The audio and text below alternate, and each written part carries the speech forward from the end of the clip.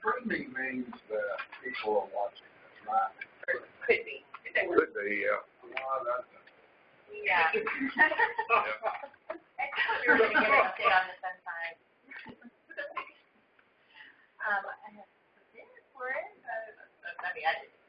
We wondered about whether we would be doing the food protection another day and consulting with multiple council. Consensus was yes. and we're here, That's right. Yeah. Thanks. Talking about more today. we're alive. Yeah. You're broadcasting. Okay, thank you.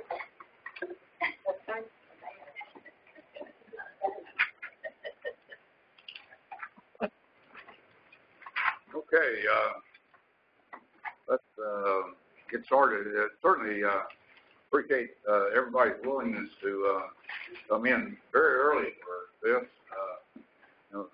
Find out that Sarah's a slave driver and setting these things up. We've normally managed to struggle into these meetings, about 1 o'clock? Today we started at 7 or something like that. So, Sarah, we appreciate setting all this up and really appreciate everybody being willing. I think we had some good visits. We'll talk more about it with the charter school. But really appreciate seeing you here. Allison is not going to be with us. She is giving TCAPs or getting ready for TCAPs or a combination thereof. And certainly we recognize the importance of teachers being in the classroom during this time of year. So we will miss her for this meeting. First thing, I think everybody has met Bill, but certainly, Bill, we want to welcome you to the board. He is serving as president of Rhodes, and my understanding is you've been a college president at 3 different schools, 30 years or something like that. 35 years. That's amazing. And, I've just telling him I know pretty well Jake Strom, who is the president at Emory and Henry, who has got a similar background. He's been president, I guess, 3 different colleges. Must be something like 30 years. I don't know exactly. But I'm amazed at the struggles or the challenges that college presidents have these days of being able to endure for that period of time. So we really appreciate you being here, being willing to serve on this board, and look forward to getting to know you better. It says in the write-up I have here that you've been able to maintain your down-to-earth sense of good humor. That probably is. I'll be challenged here. From time to time, that is a valuable trait there. It's either that or medication. It's some resort to the latter. Yeah. Bill, it only gets better. Oh, yeah. Thank you. Okay. I wonder, should we go around for Bill's sort of benefit and maybe just quickly? I hadn't thought about doing that until just now. I don't know. Have you got a chance to keep those, everybody? Yes, but I don't know that I can pass my test. So it would be a joy, especially some folks who just joined us. If that's not too much trouble. Yeah, let's plan to do that, including the staff members, and identify your role and so forth. I was going to get Sarah to introduce the new staff members too, but we can do that by just going around. I'm Fielding Ralston. I'm from Kingsport, Tennessee. I'm an engineer by academic background. Worked for 40 years for Eastern Chemical Company. Been retired for 12 years or so now. Been on the state board for longer than I can remember. Been there for the last several years. I'm Carolyn Perry, and I'm from here in Nashville. I transitioned to Nashville from Knoxville about almost 16 years ago now. And my background was education. I worked for Knox County Schools for 27 years. First as speech language therapist, and then as a special educator, and then as an administrator of a high school for students who had dropped out of high school and came back to school to earn their high school diploma. When I came here, I was with the people of Regis for a short time. I retired from this education career when my first grandchild was born, and tomorrow he will be 14.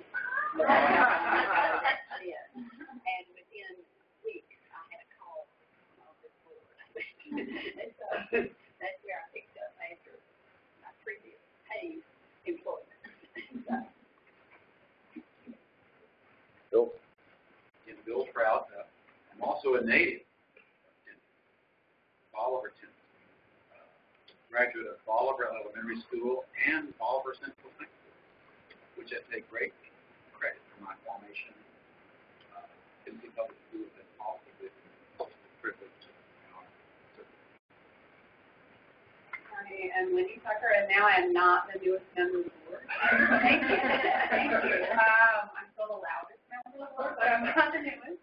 I am a lawyer by trade. I am a mom. I have a 12-year-old with a disability. I have a 5-year-old who's successful for her own good, who will be a kindergartner at Rascal Elementary in August. It's fabulous. My 12-year-old is a freshman. I came here. I was Mayor Dean's education advisor.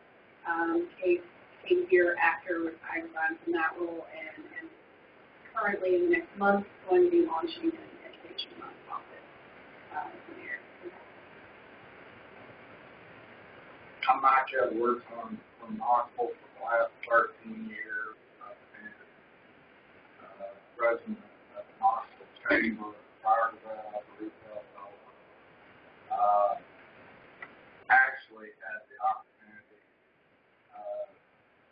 to mention the governor Haslam one time that I sure would like to be on CWRA. Somehow or another, he could have got CWRA and the school board confused. So I'm supposed to be out there looking at the duck.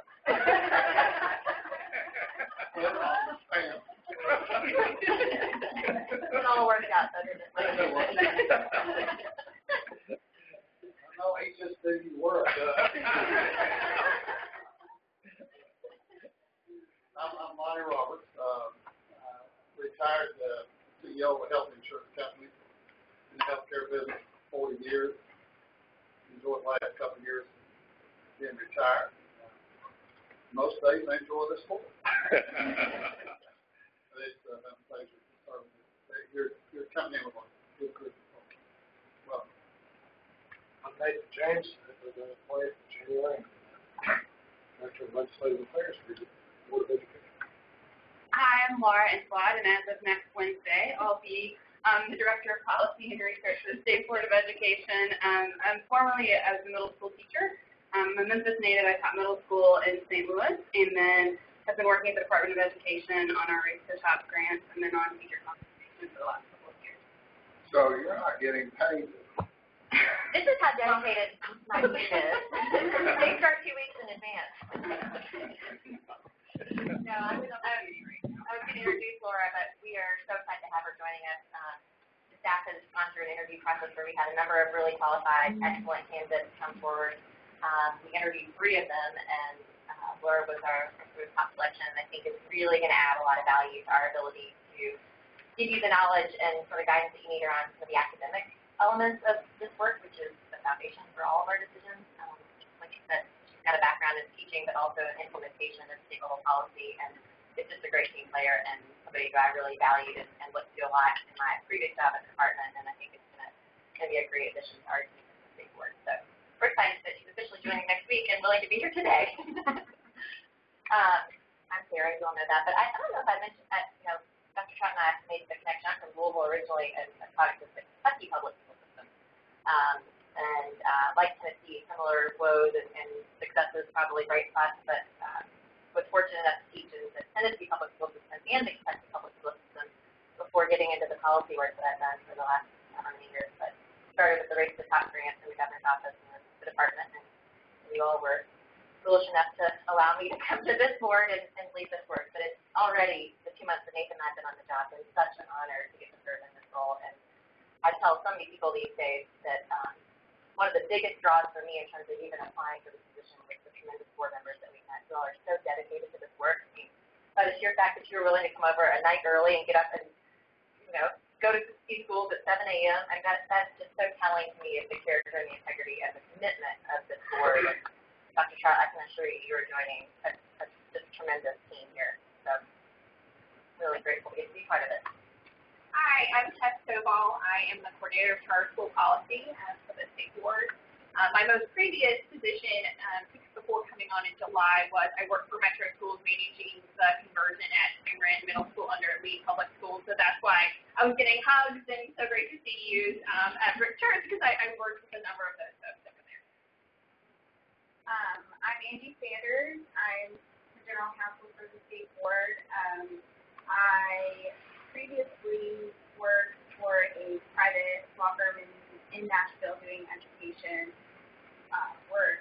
So I was brought over in November. So I've been with the State Board around 5 months. Hi, I'm Joanna Collins. I'm a staff attorney in the office, and I handle the teacher misconduct cases. I'm Luke Colbert. I'm currently working on a short-term contract that actually ends tomorrow. I'll be back in a couple months. Got to see I'm going traveling for which I'm really excited about. And before this, I worked for Sarah. I was the director of evaluation for the department. If you have any interesting random questions about teacher evaluation, then I won't be able to tell you too much about the answer. Lillian Hartgrove, I represent the 6th District. I work for the Putnam County Chamber of Commerce and the Highlands Economic Partnership in workforce development and education. And prior to that, I was in banking for more years than I should repeat here, 33 to be exact, and I was a contract. Started out in Miami and then relocated to Shelton. I'm happy to be on this board, and it is great for everyone who said that. I think it's serving the people. Bill and I've known each other for a while. Our organizations have quite a few collaboration projects. Bill, I came on the same time Lily and Wendy. We don't know how Wendy made it. But she did. The vetting process is still going on. And before that, I was chairman of the Tennessee Higher Education Commission. This is a great board. It's a great staff. I chair one other board for the state. Something that I do get paid to do. I chair the 10 Care Medical Care Advisors for the state of Tennessee. This board doesn't pay me anything. They give you one muffin every 4 months. You're lucky to get that. I was looking for my stock options. Oh, you didn't get those either? They make promises. Now, there is a donation bin over there for the month. Oh! But you will enjoy this group. It's a great group. Lonnie and I had worked together before, but I love this group, and I love working. And Phyllis a Vicky. Yeah. You guys Yeah, have here Phyllis too. and Our Vicky. Phyllis.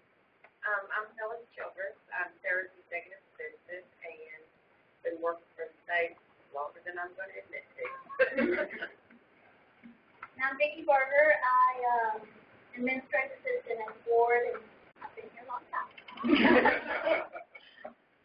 Thank you for our coffee and our setup this morning too. They Yeah, the visit thank to make sure we were ready to go right on time. Yes, my muffin. That's right. That's your muffin. Enjoy it. Thank Maybe get another one while they're still there. Okay, very good. Well, that was helpful, and I appreciate everybody doing that. Sarah, you want to talk about the plan here today, so forth? We've kind of got, this is the pre-session, the work session, primarily to talk about strategic plan, and to get that process started and so forth. I've got a number of things identified here that will help us, I think, as we look at strategic planning, where we need to go and so forth. As you will recognize, we've got, really looking at the past, we've got more newer board members, I think, right now than we frequently had. So we've got that plus, basically all the staff is new, so time to take a look at what we've been doing, where we've come from, and where we need to go. Strategic planning is an important issue for us. Absolutely. I'm happy to take it from there. I completely agree. For me, this is sort of a chance to reorient for myself and hopefully for all our members, new and more veterans. I think we're entering a time, we've been in a time of real change and the need to examine what we're doing as a state. And I think the decisions that you make need to be so important that, again, it seems like the appropriate time, and then talking with the chairman, to have some additional time on the calendar today to really think about, revisiting what our role is. What are we really charged with doing as a board? It's a pretty broad charge, and the statute is here. So within that, how do we set a vision and think about more strategic priorities within the broader charge that's given us through the statute, acknowledging that we have a lot of responsibilities and we have limited time and resources, and we want to be strategic about the way we think about things that are going to have the most impact on student achievement in our state, and have some time today to really think about what our vision is, what our priorities should be, and then what does that mean in terms of how we operate and work together. I think as I reflect on even just the 2 months that I've been in this role and working with the team at the board and with all of you as members, some things that we're trying out. There's ways that we think we might be able to empower you with more knowledge to make really good decisions about what's best for students. But I want to have that conversation today about what are the things that are working, what are things that we can do differently, how can we really set you up for success as board members, both in terms of engaging with your communities and really listening and hearing from your educators and your stakeholders to help inform your decisions. How can we make sure that you've been able to dive deeply enough into issues that you feel like you know what you need to know to make really sound decisions on behalf of students? That's really what I wanted to spend the morning doing, and the agenda hopefully gets us at least headed in that direction. So we wanted to start with a debrief on the morning visit so that we begin grounding ourselves in why we're doing this work, and it's really about students and schools and ensuring that we've got great opportunities for all of our students across the state every day, and that is our core mission. So debrief a little bit about what we saw, what that maybe makes us think in terms of the work that we're doing, especially as charter authorizers, the board's new role. Then we'll move into kind of discussion about the board's role and our vision for the role. What place do we really serve in the education landscape? I think as I've talked to legislators and stakeholders, and I know you all have had these conversations, there's still a lot of confusion about what the board does. And so helping ourselves to think about that role and be able to articulate it in a way that we can communicate with others, this is the board's work, this is what we do, this is how we fit into what the department does, what the General Assembly does. I think it's still something that we need to come back to today. And then from that, talk about sort of what we might think about in terms of priority areas. What are the things that we think will have the most impact on student success? What do we think we need to do to mobilize ourselves? What can the staff do to make sure that that happens? And then we'll end up with a little bit of a preview of some new logos and branding. Because, with new kind of direction comes a chance to kind of put a new mark on things. And we've been working with a communications consultant who's got some logos for us to think about as we kind of put together some communication information slides and one-pagers that we can share with you. We'll sort of wrap up with that and then have lunch. We've got a couple of representatives, I think, planning to join us, education chairs. I think Representative Brooks is coming. Perhaps Senator Tate. Yes, Senator Tate is not coming. Roger Kane is in. Roger Kane, Representative Kane. And then Representative White is going to be joining us for dinner. Senator Gresham sent her best that she had. Again, this is sort of the end of session. So we decided all of the education chairs, not all of them could come, but I think that'll be an important piece that we work in our meetings as well, making sure that we're really connecting, especially during session with our legislators. So we'll be glad to have them join us for lunch and dinner. Any thoughts or questions on agenda? On the branding, did we get red boots? You gotta bring your resume. I wonder. Tato asked the same question. But that leads us to sort of a debrief on the charter. And before we officially debrief, I'm going to let Tess lead us. I want to say thank you to Wendy and Tess specifically for the coordination of that effort, because it's not easy to work within the school calendar and with all the board members. Phyllis also was instrumental in making sure that all the right information got out. So thank you for making that happen. You want to lead us through? Sure. So we have about 15 minutes on the schedule today, just to kind of get the group's thoughts around the visits today. And I think I would just love to start with what was your most memorable moment in the morning? What surprised you? Just kind of a one thought to share with the group about our visit. I think the organization and how the students were involved and the intensity that was there and their mannerisms and all of those things that, to me, created an atmosphere of learning was amazing. Because I've been in schools that I've not seen that, so that was great. I mind I kept trying to identify the differentiator, what was going on there versus what would go on in a typical public school under stress. And I think we'll identify a whole lot of stuff. The thing that really knocked me down was that they and the HR, hiring teachers, will not hire anyone who doesn't believe every kid can learn. And they go through a meticulous process to validate that the people they're hiring truly believe every kid can learn, or they don't hire them. I'm sitting there thinking, man, that's pretty basic fundamentals that public schools I know do not go over that to verify.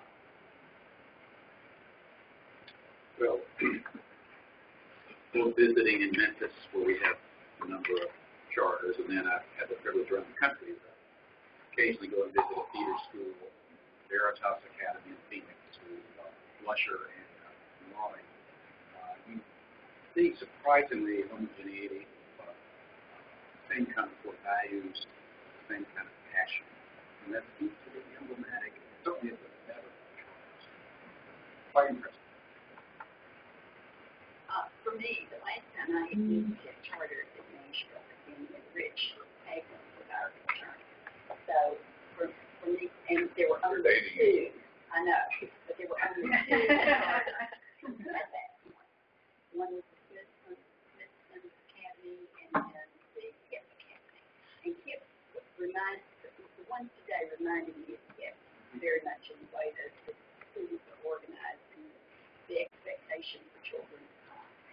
But when we sat down at the first, we went to Brick Church first, and they gave us the ranking of all the middle schools in Nashville, and where they get jumped in 1 year's time on this chart. I mean, the data that they're collecting and out there, I think it's just so important, and to know how much the chart on this is grown, so that means more students have the opportunity for their parents to say what they would like to have for their own children. I think it's very, very encouraging. Two things that I guess I was impressed with. One, I never really thought much about, but it was a comment that the last principal made there about the consistency of expectations between classes, between teachers, conduct and the way that you conduct the class and so forth. It's the same kind of format or same kind of expectations between classes. And I guess I'd never thought about that. I hadn't heard that. I think that's terribly important. Kids don't come into one class expecting one kind of organization structure and then go to another class totally different. It's the same throughout. Again, it speaks to the value of all the teachers in a school working as a team. And so often I find that isn't what's going on. They're all individual performers out there not doing that. The other thing is that's really impressive. That first class that we attended, math class, they had up on the board there, now we didn't make a big point of this, but the expectations for today, what the learning expectation was today, then they had a formative assessment at the end of whether they had actually accomplished it, whether they learned it. And that's something, again, classrooms I've been too frequent, I haven't seen it. Either one of them, what the expectations are some kind of formative process at the end to determine what it's about. One of the things that I think impressed me was the tremendous diversity of the staff. That the staff looked like the community. And the second thing was, and I think this is something that I always look for, when you're talking to African American kids, do they have hope? Because the most dangerous institution in the world and the most dangerous thing is the person who has no hope.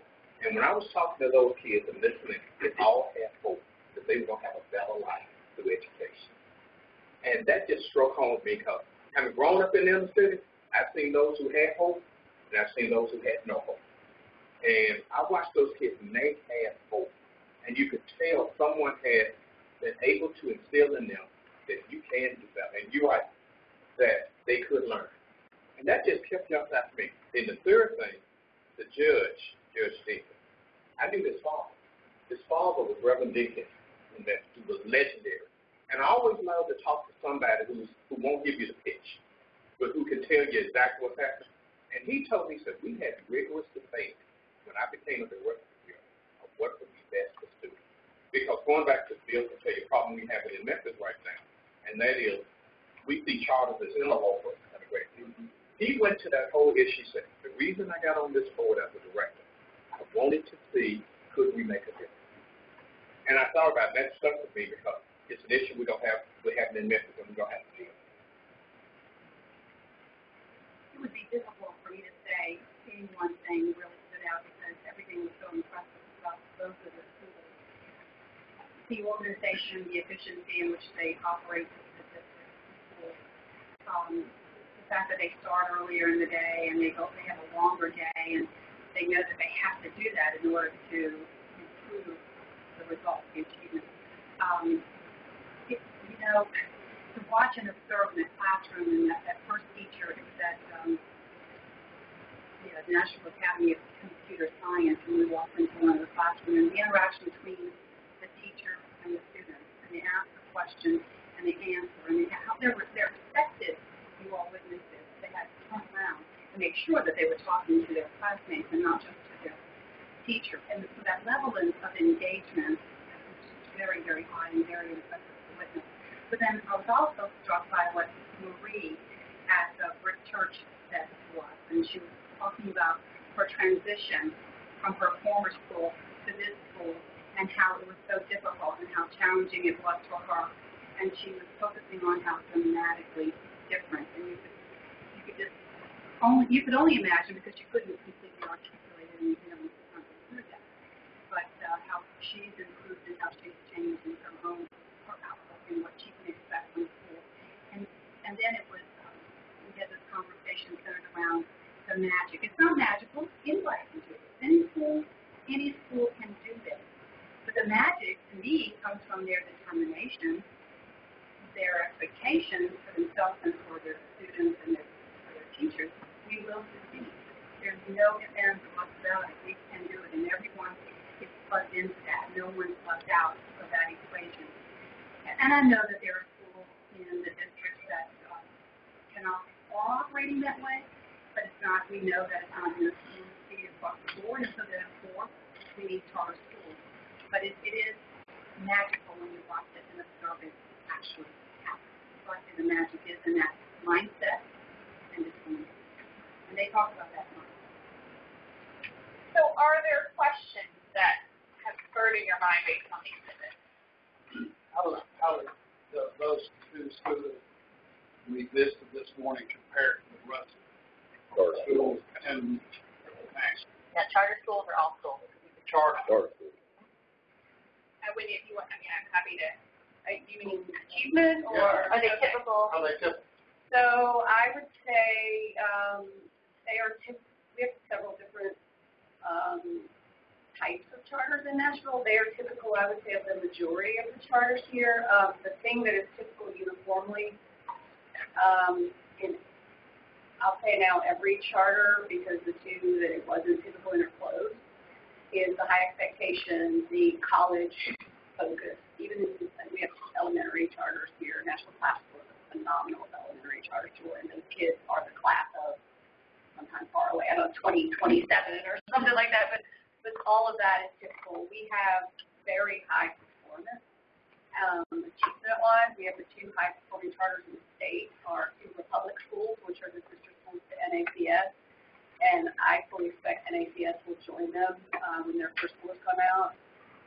And I would say the level of rigor, I hate that word, but the level of rigor and the just passion and the engagement of kids is in every charter in the city that I've walked in. I mean, the kids who want to be there are soaking things up and want to learn. So I would say they were.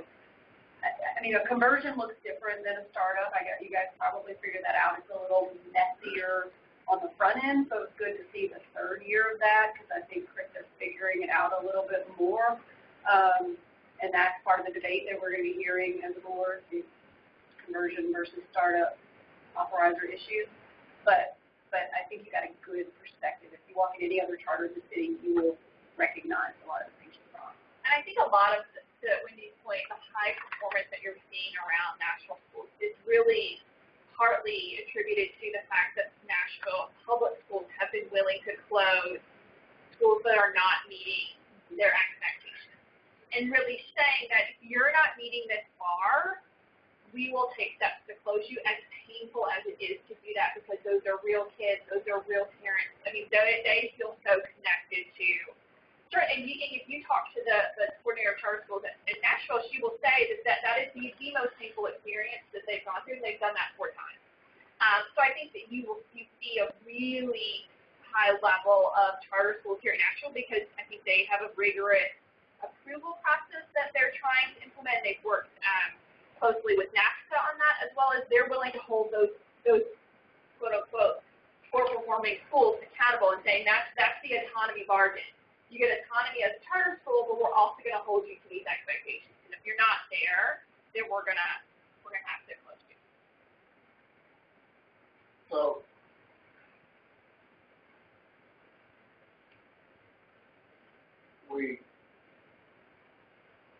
we know there's really good charter schools, and in fact, they all are operating at some level of high performance. That being said, there's got to be bad operators in charter schools. Part of our job, along with LEAs, is to be able to identify those that are going to be stars and those that are going to be dogs, to be able to make sure that we get the right ones in. And the other thing is, so we're going to have to work through that on how that actually works. The other thing is, in my mind, nothing's forever. So, let's say that the operator of either of the schools we saw today has a 15-year run. And then just by natural thing, that nonprofit stays away, and we're going to come in with another one to operate. We have to figure out a way to keep continuity going. And the thing about public schools, which is true, although unfortunate, is that the one thing they're really good at is continuity. The bad thing is it's not really that great continuity. But I think the continuity part is something we need to make sure we maintain at a good level. And Pastor H, you may be able to answer this, but first, and I know you meant these are all public schools, so they're just not traditional public schools. And the only reason I correct that when you said public schools is there's a narrative out there that these are private profiteering entities and Publicly operated. They're publicly operated. They're part of the district. Right, they're part of the district. But so that's not where I was going. I believe if the operator that has the charter with the district decides to disband or whatever, that charter would be done. They couldn't just hand it off to somebody else without a district, right? It would be a conversion of that charter. So there are things in place to stop that, and I'm not aware of it happening. I mean, again, we're young in the charter world, but I mean, it hasn't happened yet. But that certainly you don't want somebody to just come in, oh, I'll do that, and then it all goes. I think it is. I mean, that's an important point you make, Mike, in terms of that. I think that the board will find ourselves in this role in terms of trying to make a decision on the front end about who has a track record or potential to be successful. Because you don't want to authorize a school, but then you have to, ideally, you don't want to be the business according to schools. You want to be setting up models for success that are going to serve students well. And you don't want to be wrong about, sometimes you're going to be wrong, and when you're wrong, I think the district or an authorizer like the board is, you have to own up to that mistake, if you will. But I think you don't want to be wrong. So we'll want to do our due diligence to really be sure we're. Yeah, and I wanted to, Lillian, I don't know if you want to share, I thought it was really telling what the board member at LEAD spoke to about kind of when you're vetting applicants qualifications out there. I mean, I'm happy to share.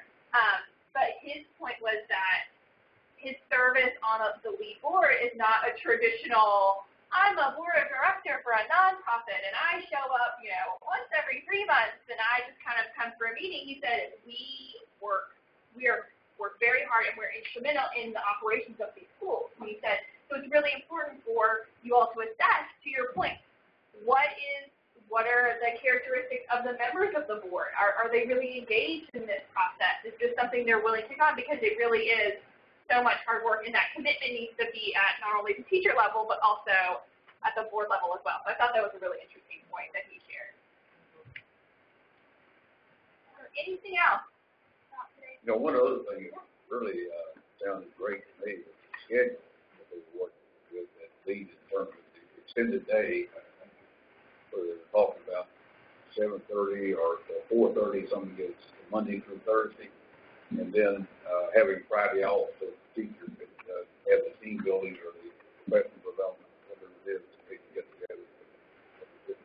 That, to me, sounds like a very, very attractive schedule. Lots of students could be involved in. Now, our part of the world seems like they quit at 2:30. All the buses are out there. Road. What, to what extent, there's, I'm on a number of these blog sites that are very critical of charter schools and just, basically, their position is that all charter schools are bad, period. That's what it is. But to what extent are the people that are involved in those blogs seeing what is going on in charter schools? My guess is they don't know, but I mean, without naming people, but there are loud critics in this city who have never stepped into schools that they are loudly criticizing. And there are certainly people who have had experiences, families that made a choice for a school and then districts or charter did not have a good experience and have shared their experiences there. And that's why I'm so glad this board did this today, because when you walk into the building, you then realize this isn't politics, this isn't about adults, this is about these kids. And it's really hard to walk into those buildings and reconcile some of the claims and what you see. So I agree with you. There are people in the city who are very loud who have never stepped into it. Well, and I think to your point, I think it's, if I have a bad experience at Macy's, then I'm going to go and tell everybody that Macy's is terrible. But I also have to realize that that's one Macy's. The Macy's across town is totally different, might be a different experience. So I think that's a lot of what you're saying, too, is that you might have a bad experience at one school, but that's not necessarily representative of the entire population. It's more like trying to hate all department stores because you have Right. Right. But I think something that strikes me, these charter schools are serving our most disadvantaged student population, and I think they're showing our greater community in the state what's possible. And I think this idea that Mike brought up, that they're hiring teachers to believe fundamentally that all students can learn, and not just learn, but at high levels, and that commitment, I think it does bog down to this sort of adult debate about all of these sort of things. And when you boil it down and ask the question at one school, the component parts are the same. You've got teacher, you've got students, you've got teachers and classrooms in a traditional school and a charter school, but what's the difference maker? And I think it is sort of this autonomy and accountability bargain, and I think we can all learn so much from different models of schooling that can be applied broadly to how we think about serving all students. And so I think maybe one of the things that we should think about is how do we start to bring people back to the fact that we're about, as a state, serving all students and giving them educational opportunities that are going to set them up for success, and be much more agnostic about the type of school. But let's figure out what works, and let's do more of it. And clearly, for the students we saw today, that school experience is working. So rather than get bogged down in the politics, we should be learning, what is it about their hiring process that's effective? What is it about the way they're serving ELL students at STEM prep that is actually working? And I'm so glad to hear that practice is now sort of beginning to pervade across Metro National. There's just, all schools should be open and learning from each other, and I think you don't see enough of that. Sarah, I know we're not into this yet, but based on what you just said, what role are we going to have as the State Board of Education in that level of debate? because that's the level where we are. And Bill and I can tell you, in Memphis, it is deep. It is deep, it's racial, and it's political, and it's not going away. So as a state board, where are we going to play in that sandbox? Well, a perfect segue into our next sort of discussion around what was... Because that's not an easy question to answer. I think there's a number of ways we can think about it, both our soft influence and our sort of statutory charge and what we're actually going to do in terms of some decisions that we'll be asked to make. And before we go there, I think we have to be cognizant of the fact, and I'm sure this is pervasive in all of the school districts, that the teacher level of frustration is very high. And this is among good, rock-solid, high-performing teachers. It's across the board from what I've observed, and I've spoken to teachers, I've spoken to administrators. They've gone through so much in their time as a teacher, and even to those that are short-term, in 5 years plus, that their burnout factor is huge from the change that they've undergone.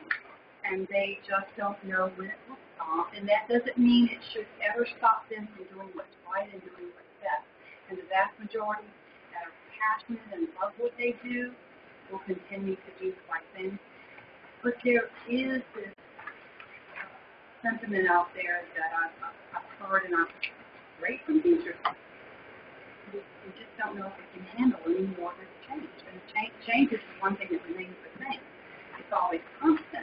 But it's how the teachers are perceived in the process. And for those of you that are lawyers in the room, I mean, how many times have you been bashed as a lawyer, as a profession?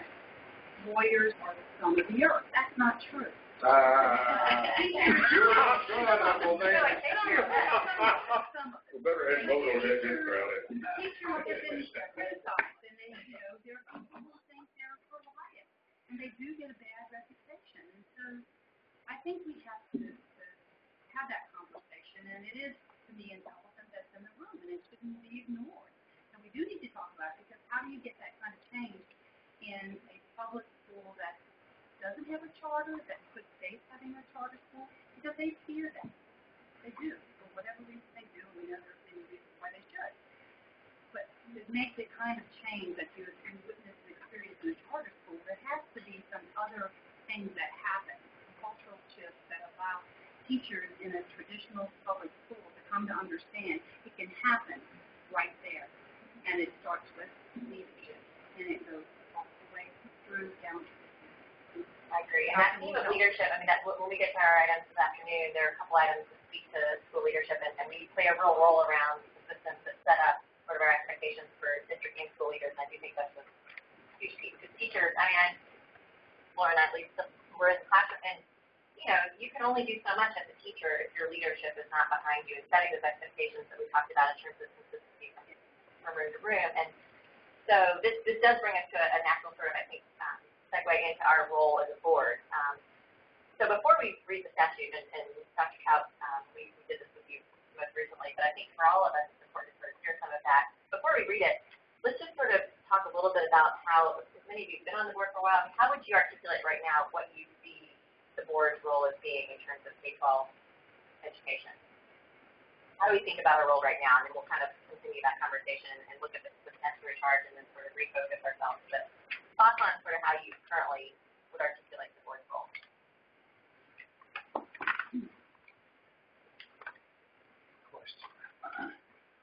Basically, the elevator speech that you is basically that policy for K-12 education.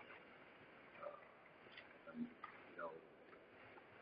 obviously can extend that, broaden it a great deal.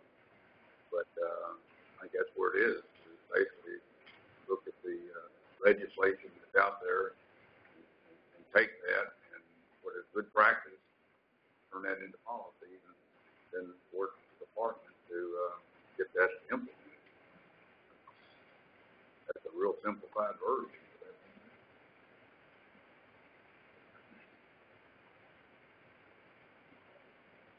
Maybe I got a little different.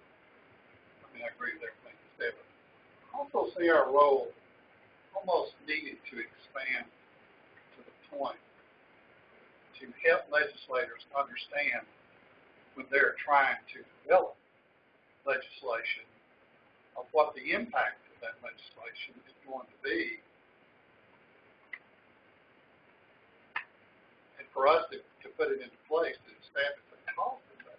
Sometimes I'm afraid that we have criticism, like people who criticize the charter school, yet they've never bothered to move into the role to see what's involved. So to me, I kind of see our role as trying to help, for lack of a better term, educate folks as well as set the problem. I got this one. Probably stating the obvious, but we're a citizen board. We're supposed to be representative of Tennesseans, not necessarily the education community, not necessarily the legislative, the elected. We're there to sort of be a representative of the general population to look at public policy and see if it seems reasonable and dependable, and to review it and for accountability. And so when I'm thinking that we want, as a representative board, to maintain expectations, knowing also at the same time that there are a whole faculty of teachers in Tennessee or a major cohort a major conundrum because they don't know how to maintain those expectations given the environment they're in. What role as a citizen board would we play other than if we just acknowledge it's there and we ought to be having, we're either going to say, yeah, we acknowledge it's there, but whoever's going to fix it does it. I think we've got to figure out to what extent we go in policy. And the other thing is, are we reactive to those policies that are brought to us by the department? Or do we generate policies that can go the other way? And I think we're a buffer between the world and the department. I mean, not everything the department's going to bring us may always be the best, and it needs questions and things like that. And to me, because of the position of this board, we are in a position to be able to do that because we have no agenda other than to do what's best for the children of the state of Tennessee. We don't have a political agenda.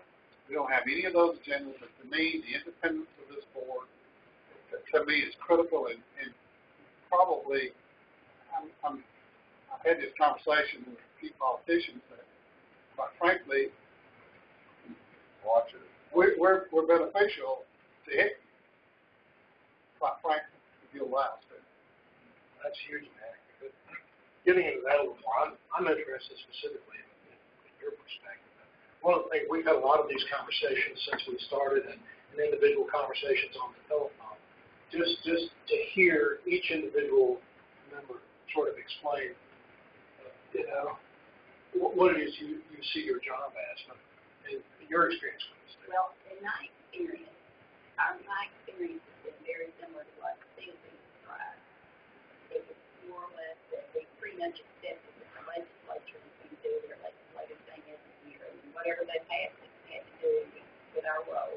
And we would develop the policies to implement legislation. I don't think that we've ever been very proactive in trying to give them a lot of information, except on certain things that would come up that were controversial, that they would request information from our executive director about. But I don't think we were, as a board, proactive about going down and, getting testimony or anything, hearings or anything like that. Is that correct? And then pretty much once the policies were developed with the Department of Education and our staff, then the department was implementing them. And then we would, and our role was all the things that we needed to do to pass on reports or updates. But the thing the board has always done was to maintain our commitment to higher standards in the state, whether that was test scores, whether it was graduation requirements, whatever. It's been a huge push by board members to always have that higher level. But we didn't do anything about submitting legislation for anything that I or have a push to do that. If that's what you're really getting at. Not necessarily. Just kind of curious as to all of those moving parts. But I think all of those are things that we need to discuss, whether, we need to be more proactive in certain respects, and whether or not we should switch. Well, I think there's a real need, this gets back to Lonnie's point there, to be more proactive in educating legislators, if you will, about what the needs are, what the problems are with some of the things that all of a sudden may become popular for some reason.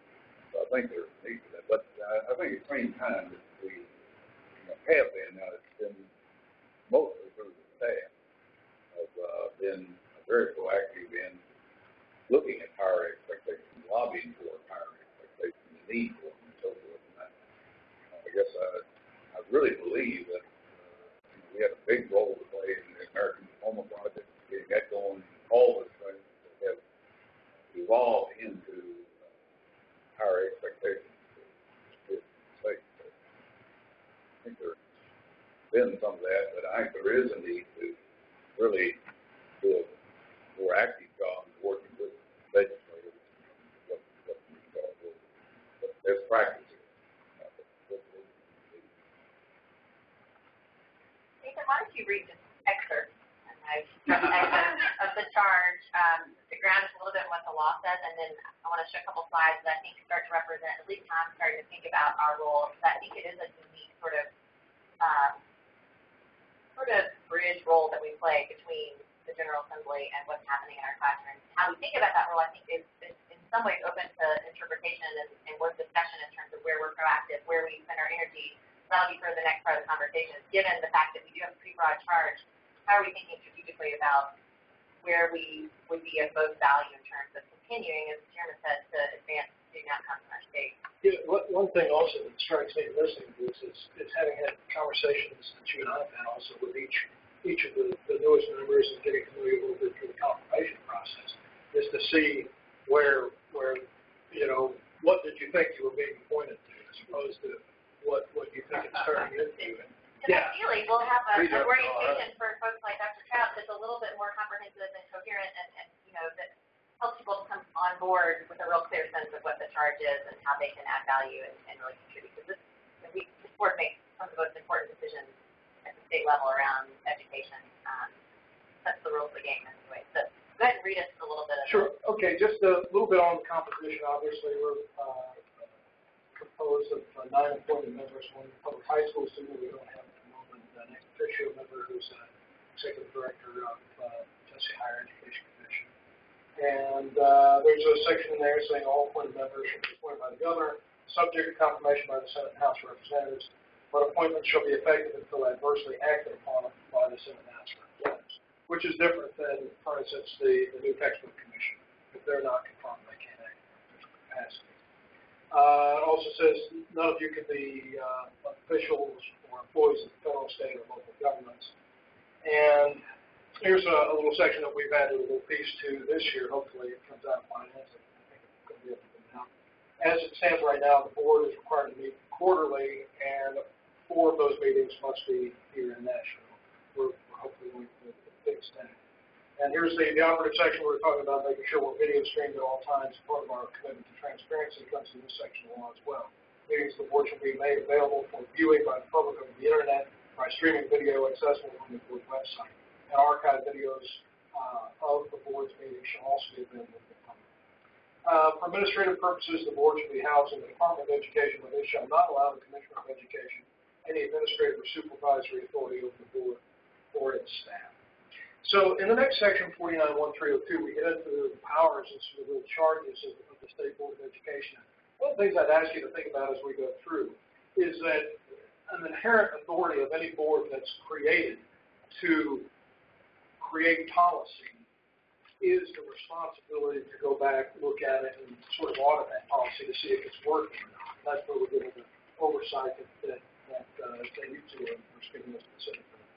So in 49.1302, this is powers and duties of the board. It is the duty of the board that has power to study programs of instruction, schools from kindergarten to K through 12, analyze the needs of public schools, study the use of public funds for such public schools, include these in annual recommendations to the governor and the General Assembly. Now, the next section is much bigger.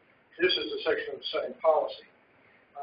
The State Board of Education has the power to set policies for the completion of elementary, middle, junior high school, and senior high schools as structured in each school district, evaluating individual student progress and achievement, evaluating individual teachers, measuring the educational achievement of individual students, develop and maintain a current master plan for the development of public education K through 12, provide recommendations to the executive branch and the General Assembly as well as local boards of education and directors.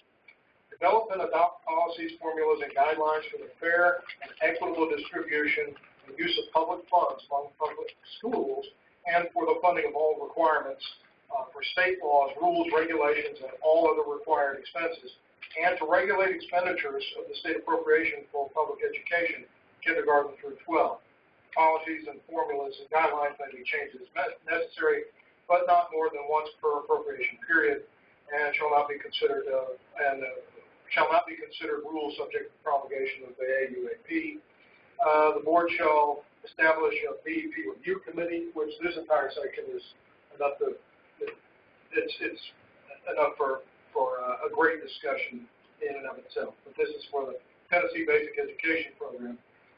The committee shall include the executive director and so on. It sets up the program. And you have the power to establish the qualifications, requirements, and standards, and to provide licenses and certificates for public school teachers, principals, assistant principals, supervisors, and directors of schools. I will tell you there's legislation around this section as well that deals with how do we deal with principal licensure. Last year there was a little section of the code change that had we not fixed it, this year would have taken away our authority to suspend licenses and look at the situations of teacher misconduct, and that's a very big portion of what we do. Retraining and professional development, the board may adopt policy establishing levels of compensation that are correlated to levels and standards of teacher competency approved by the board. We've seen legislation around this issue year after year. Matter of fact, there was a bill on that very issue that we can discuss a little later on. We have the authority to set policies for graduation requirements in kindergarten through 12, set policies for the review, approval, disapproval, and classification of all public schools, kindergarten through 12, or any combination of these grades, set policies governing all curriculum and courses of the study in public schools, prescribe the use of textbooks and other instructional materials based on recommendations of the textbook commission for the various subjects taught or used in conjunction with public schools. We're required to meet jointly with the Higher Education Commission on an annual basis. Approve, disapprove, or amend rules and regulations prepared by the commissioner to implement policies, standards, and guidelines to the board in order to effectuate that entire section, which is obviously massive. We're required with providing annual reports, developing guidelines for the establishment by the LEAs of differentiated pay plans, including plans that offer bonuses, performance bonuses, supplemental pay schedules.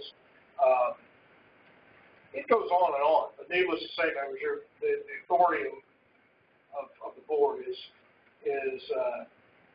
extensive. There's one little section that I want to draw your attention to as well, and that's TCA 49.1306. And that was added in 1984. It said it is the legislative intent of the State Board of Education to develop measurable goals or benchmarks on both and submit those goals or benchmarks to the education committees of the Senate and the House of Representatives. So even from sort of the very earliest days of this body and its current iteration, the concept was that we would have very constant conversations with the folks in the legislature who create the law that govern K-12. Tess, you want to talk a little bit just for a moment about the charter authorizing statute? Maybe briefly, we're a little over time, and I think there's a couple thoughts we can do here. I mean, I think the point of reading that is not to put everyone to sleep, but to start to understand the breadth of the charge that actually lives in statute. And I think it's important at some point to read through it all, and we'll send it to all of you if you haven't had a chance to review it. I think it's important that you do at some point. I think for today's discussion, we're going to focus on some of the big parts that sort of emerged, the BEP review, the charter authorizing, and think about some of the priorities within sort of this broad charge. Is there anything you want to say specifically about the authorizer or Glenn? Other than the fact that in last year's General Assembly, the board was made an appellate authorizer of charter schools. I know most of you went through training in July, and we're working with Dr. Trout to get him that NACSA training as well. But yes, it is a growing role for us, and hopefully we'll take on an even bigger responsibility for us, not only potentially authorizing schools, but really setting the standard of authorizing practices statewide, which I feel very strongly is an important role for us to potentially think about a thing and how do we demonstrate that in districts as well. Which is a Kato's question earlier, I think, about what's our role when it comes to charter sort of regulation. And I think it's starting to say we're going to get deeper into this as a board, but we can set the model for what authorizers do and do well, including the vetting on the front end, the decision to close if we feel that standards are not being met in terms of expectations.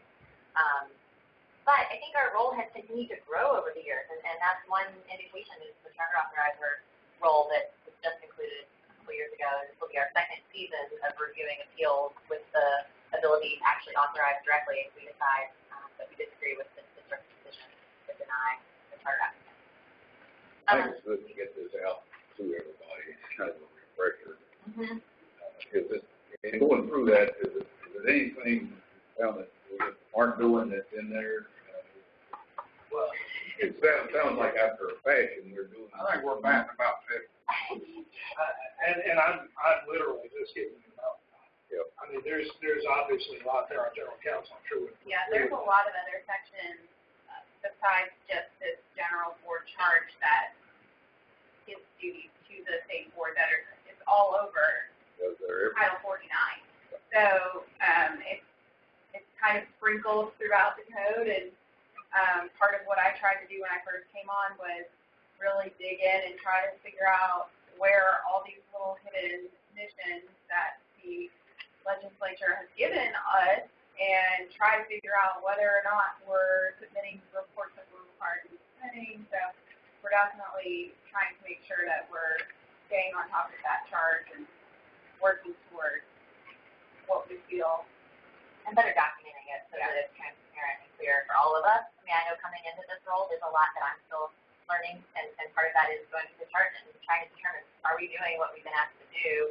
And then I think this next sort of part of the conversation, what's the most important things within our very broad charge? And this slide, I think, is one that we've used now a little bit, and we'll probably keep tweaking it. But I think, when I've lived with this now for all of 2.5 months, but having been at the department and also in the governor's office and, in the state education world for about 5 years now, we do occupy this really interesting sort of middle kind of crossroads between what happens in the General Assembly and what happens in our classroom. And I think that's a really unique and pretty incredible place to live, and it gives us some unique responsibilities. When we talk to the General Assembly with educators, Nathan and others of us, we often say, and I said this in Memphis a lot, first and foremost, we need to listen and learn so that we can make good decisions on behalf of the students in our classroom, but also to empower those that are making laws that give us different abilities to understand sort of which lanes we live in and what that should really look like when it's done well. Again, all sort of in the service of what's in the best interest of students. I do think the listening piece and helping to educate probably is a bigger role that we can and should play. Part of why I wanted to have this sort of pre-session today where we could really come back to this idea of what our role is, because then it becomes about how can the staff really empower you to do those things as individual members living in various parts of the state. We need people to understand what the state board does and look us as a resource and also as a place where we can learn what's really happening in the classrooms. We need to know where teachers are frustrated and what's causing that frustration so that if there are policies that need to be adjusted, we can make those changes. Not just based on knee-jerk reaction, though, but based on a really informed decision across, hopefully, a wealth of information that can lead you to the right thing for students. So I think then this is where it gets drafty and where we need reactions. How do we start to articulate this? I think we need to have some common language that we can all use so that people start to understand better what our vision is for the way we take up this role. So right now, placeholder, but I think this was true at the department. I think it's true sort of statewide in terms of kind of a hard, fast goal. We want to continue to be the fastest growing state in the nation. That's a real badge of honor that we've earned over the last few years in terms of our results. But more than that, we want it to be in the top half of all states on student outcomes by 2020.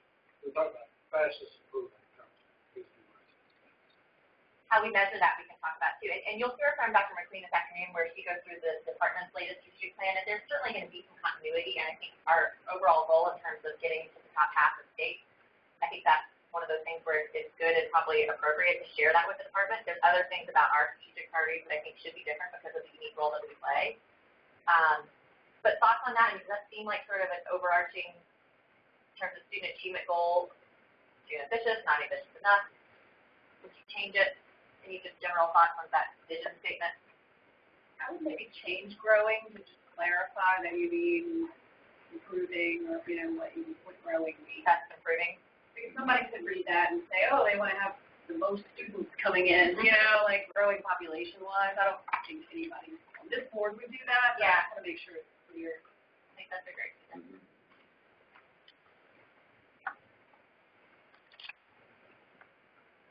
And this certainly is not going to be the only time we get to talk about this. I mean, we can live with it and we'll continue to have offline conversations, but there's quick thoughts. Where are we right now on student outcomes on the national? We're about to get the latest NAEP results later this year, fall. So that'll be our next sort of benchmark. That was where we sort of established ourselves as the fastest improving in the 2012 results. Then we also look at state assessments, and once we have an assessment that's really directly aligned to what we're teaching, that will be helpful next year. So I think, just continue to look at multiple measures. ACT is another national measure that we use, and we haven't made as much progress on ACT as we'd like to see as a state. But we also, yeah. But I think state is a good one, and we'll have those results this fall. Where were we last? We were in the 30s, depending on where you look. Math and reading, 4th and 8th grade. Right. I mean, that's what at some point we'll have to clarify what outcomes are. Right. It's hard to measure that. Well, also on the ACT issue, we're one of, so many state aids that require everyone to take it. It's not that. We're all from 7th grade. All students can learn. Right. That's a conversation I want to like that. Right. Yeah. And we haven't yet put into any of these sort of slides yet some of the metrics. We've done some kind of work on that, and I think that's where we have to go next. I want to make sure we've got to the right kind of goalpost, and then I think state, ACT, state tests, and then there's probably other more qualitative measures we want to look at too. But let me read you. It's a little hard to see. I think you have 6 slides. It's bigger back here. Oh, okay. But this is, again, one way we can think about what this means for Tennessee students. They must have high standards in quality assessment. So again, thinking about our role in standard setting and what students need to know and be able to do in every subject and grade, making sure that continues to be at a really high level of expectation, and that we have assessments that allow us to understand how students are progressing towards those high standards. We'll come back to that later in the workshop in terms of the board's role in facilitating the review of our math and ELA standards this summer. Secondly, that students have access to great teachers supported by great leaders in great schools. I think we saw this morning, the difference that makes. The human piece of this is so huge. I continue to just be a huge believer that the human capital element of this work is everything. You can have the right standards and the right assessments, but if you don't have the right people teaching those students and leading those schools, it's not going to make a difference. So we really have to think about the board's role, I think, in terms of are we really ensuring that we have great teachers that are supported by great leaders in great schools across the state. Individualized support to allow students to choose their preferred pathway to success. Quite frankly, this is one I'm still struggling with. I'm not sure that we're articulating it yet the way that I want to, but the idea here is sort of twofold. We're all individuals. We all come to the world with individual challenges and sort of things that the strengths. How do we support students at that level in terms of acknowledging them as individualized learners, both in terms of the support that we offer early and often, so RTIs and the other policies that we have that are designed in a way to offer students individualized support, and then also choices, so thinking about CTE as pathways, making sure that students really feel like they can drive their education in terms of what their needs are, what their desires are in terms of post-secondary success. Like I said, I'm not sure this is getting there yet, but that's what that's attempting to articulate.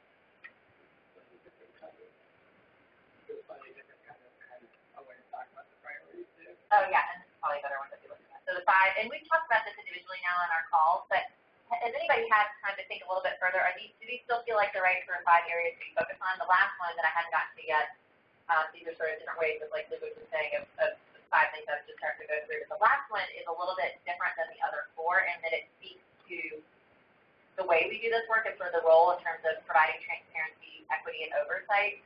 We're not the department. We don't have a cast of thousands. You're looking at your team here at the state board. We can't be in every school every day sort of monitoring implementation. But we can ask hard questions about and play a role in oversight in terms of how do we know whether our policies are effective and where we need to readjust. So that 5th one gets at sort of the idea that we're going to commit to good governance, open dialogue, transparent decision-making in all that we do. But it is slightly different in terms of the other 4. So thoughts about these 5. Do they feel right? Where do we need to readjust? What are we missing? One thing that, and I don't know if it's just embedded in each or not, but one thing I think that I would love to see this board affect is the community voice in all of this.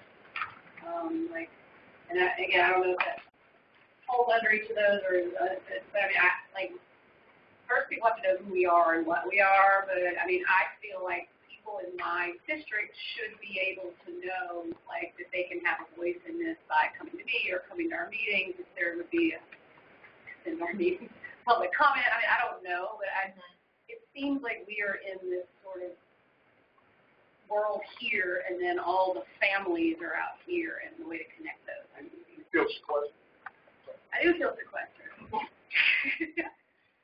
Yeah, and I think, I'm not sure if you were the one that brought that up on one of the pre-calls. We had someone mention this idea of engagement and communication, and whether that, with the stakeholders and educators, whether that lives in that 5th priority, and we articulate it more specifically, or we talk about it and call it out in the way that we do this work. I think it needs to be representative probably in some way in the way that we talk about our 5 big priorities.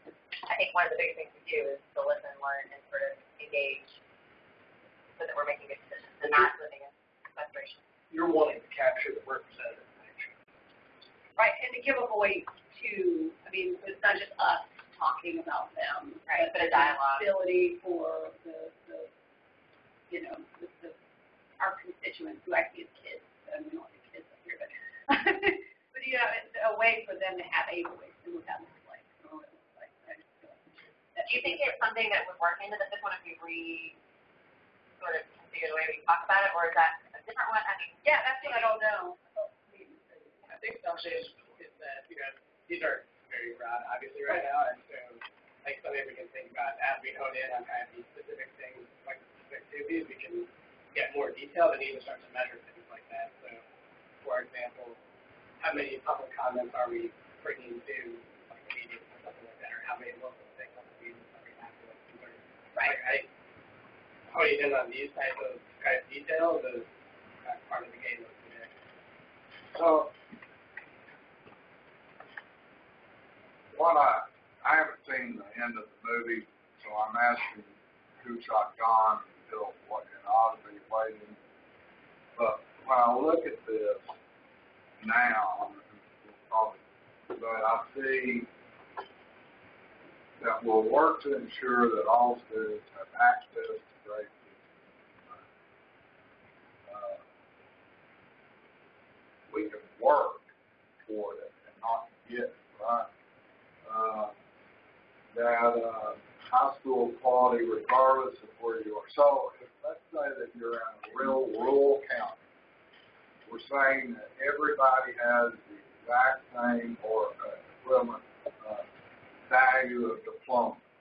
which means you've taken upper math and science courses, and yet this rural county, or a whole lot of other counties, can't get a chemistry teacher, can't get a physics teacher. And out of the LEAs, 130, the majority of them are having trouble finding someone who majored in physics working for a teacher's salary. So if we were to go and put up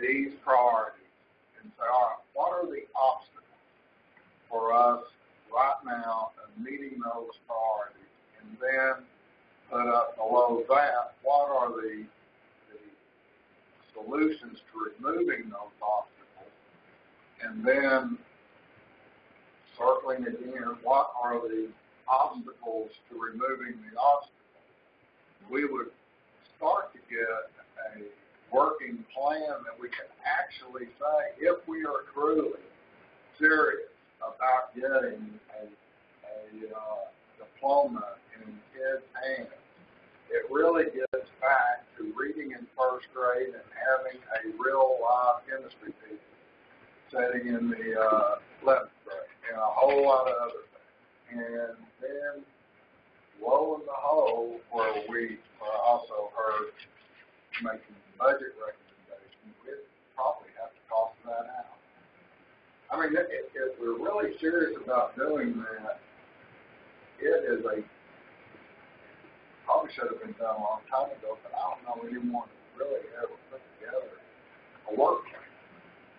I think you're exactly right, that's what needs to happen. And so the question for this group continues to be, what's our role in that? We're going to hear from the department today. They certainly have a big role in that as well. But I think we have a unique role that does get at exactly what you're describing and will lead to some additional conversations, because we haven't seen the individual yet. We haven't made it into this yet, just to be honest. And when we were in discussion on our one-on-one, I just mentioned we were looking at the priorities, this overarching piece, and it speaks to some of the things that Wendy was saying, it's the whole communication and getting outside the silos and realizing we can only go so far as an entity by ourselves, because we do have to have a communication bridge to the General Assembly, because there are funding mechanisms, there's funding pieces, and absolutely to the department, and to me, out to the field as well. And I do admire some of the things that Commissioner McQueen has already done in the process of formulating committees. She just recently formulated an assessment committee. Those are the kinds of things you need to know, and we have to have clinical out to the districts. I mean, we do need to understand the impact of the decisions we make, but we have to have, to me, it has to get outside those silos and be able to bridge all of that among all these groups, because otherwise there's no way we can affect what Mike was just talking about. We cannot do what we need, the lead we need to do with number 2 and some of the others for that overarching. And how does that get articulated here? Because it is part of our priority. We do need to be communicating and bridging the communication with the General Assembly. But since I've been on the board, we really haven't had any discussion. And I applaud you for inviting them to join us today for lunch and dinner. But there may need to be another day, another time when we're able to do that. So I can hog all the time. Please. And I'm going to regret this till the day I die. That's what I'm about to say. But if I were a part of the faculty, the Tennessee teacher, and I was frustrated, part of my frustration could be that I have never been able to explain my frustration to people who are really setting a whole bunch of standards without understanding what in the heck I'm having to live with. We don't, our public input process You're on is that we don't, it's not and I'm not talking about a monologue. I don't understand. I understand that they are frustrated, there's a good part of me that says, you know, they need to get over it. If I were to hear from them and I were able to ask them questions, I might understand that better. But also in reverse, if they could understand where we're coming from, just like on evaluations, they're finding out that this thing in this is draconian as they thought it was. But boy, there for a while, you know, there's still some stuff. Yeah, I think we need to spend more time listening and thinking back and having that dialogue. And it might be that rather than having quarterly meetings throughout the day, which is not a bad idea, but have listening sessions throughout the day, where we go and I can't believe it. I apologize. I love it. I apologize to every one of you. But you said it. Well, we've been thinking the same thing. We'll have the first one and not the other. Oh, and I forgot all about that. Dr. Trout's been waiting patiently for. Well, so much to learn here. Give me, number 2 does sound like a terrific priority. At least I've tried to read the statute literally. That obviously is a big piece there in terms of responsibility for quality of teachers, preparation, assessment of their abilities. And Mike, you were talking about potential discrepancy or mismatch out there. And I can tell you from higher education, physics majors who would like to be in that classroom and aren't sure they can discern the pathway to get there. So my point, at some point, it'd be helpful for me to have just a clear picture of the pathways that talent can come through our system and any current pictures of how we're playing out our role in assessing teacher quality. And obviously, my bias, it goes back to the teacher and the school leader and their ability, their passion, how it's school. And I don't know that I have that picture right now. But number 2 is not a very powerful priority, and I'd love to learn more about what we know, what we think we should know, what we do. Most definitely, we can definitely make sure that we support you. Because I think I've heard this board come to that idea of preparation in the pipeline a lot, and I think getting clear is exactly what I was hoping we could do today. Start to wrestle and throw out the things that we think are potentially most impactful and that we need to learn more about, how we want to do that. You know, there's a lot of things that this board can do and do really well if we have a sense of what we're about and what we're trying to achieve and how we want to go about doing it.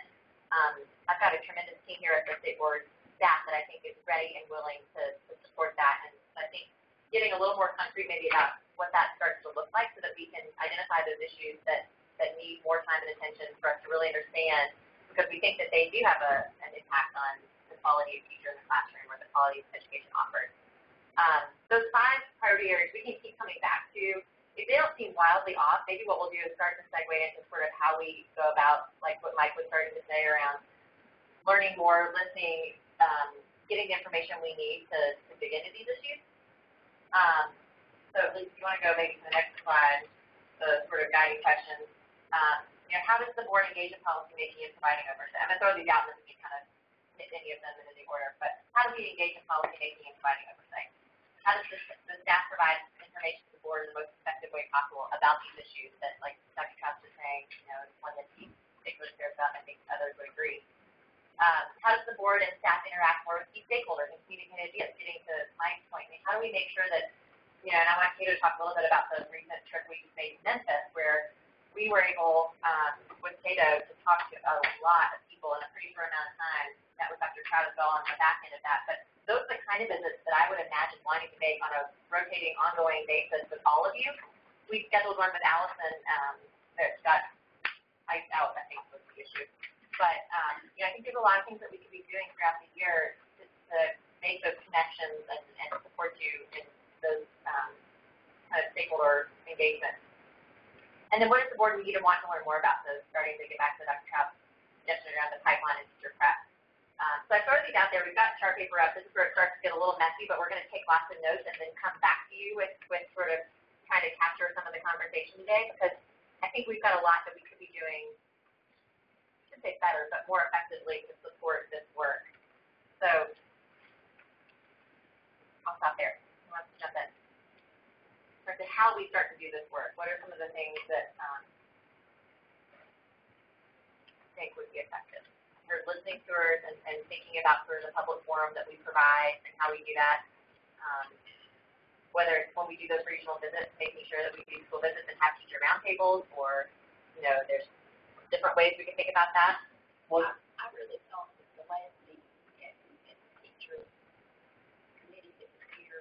Teachers of the Year. Teachers of the Year committee, I thought that was really effective. So that sort of thing on sort of regular basis, I don't know if it would need to be the same group all the time or a variety. Tomorrow, the Blue Ribbon School principals and teachers are going to stay. We're going to have a sort of coffee reception for them in the same sort of vein, kind of connect with these school leaders who've done really great things and are going to get recognized at the board meeting. That'll be tomorrow, though. Well, I'd say every opportunity that we have to incorporate that into some of our regular meeting schedule would be a benefit for those who have to travel so far.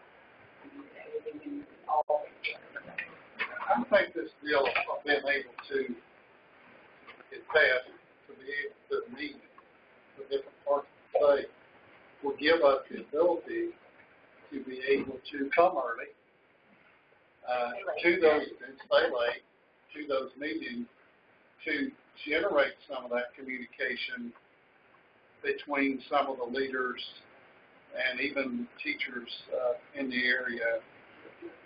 To me, I almost want to load people up and have them to tour what we did this morning, and to see that can be done, and that outcomes or students, no matter who they are, have the ability to get there. I'm afraid that we have a mindset that says we can't do it, and we never challenge that we can do it. So to me, that's where our communications must become better, of being a positive role model of encouragement and how we can get there. We've got to get there. We're ever going to move from here to here. We've got to find a way to do that. And all the stakeholders have got to be at the table. And to me, if we can get into these areas, that we can have our meetings and go in a day early or whatever it is that we need to do, and we generate some of those listening sessions that Mike just talked about. But I would really say what we want to do is we want the stakeholders. We don't want the representatives of stakeholders. What we do, we don't not want. You want to hear from people who are doing the work. We want to hear people doing the work. Yeah. We ought really and truly to take a real gut check right now and ask ourselves, number one, do we truly believe that every child can learn at a significant level, just like we were saying, teaching? Because if we don't really believe that, then whatever is marched in front of us, we're going to look at that with that pain. The second thing is, the young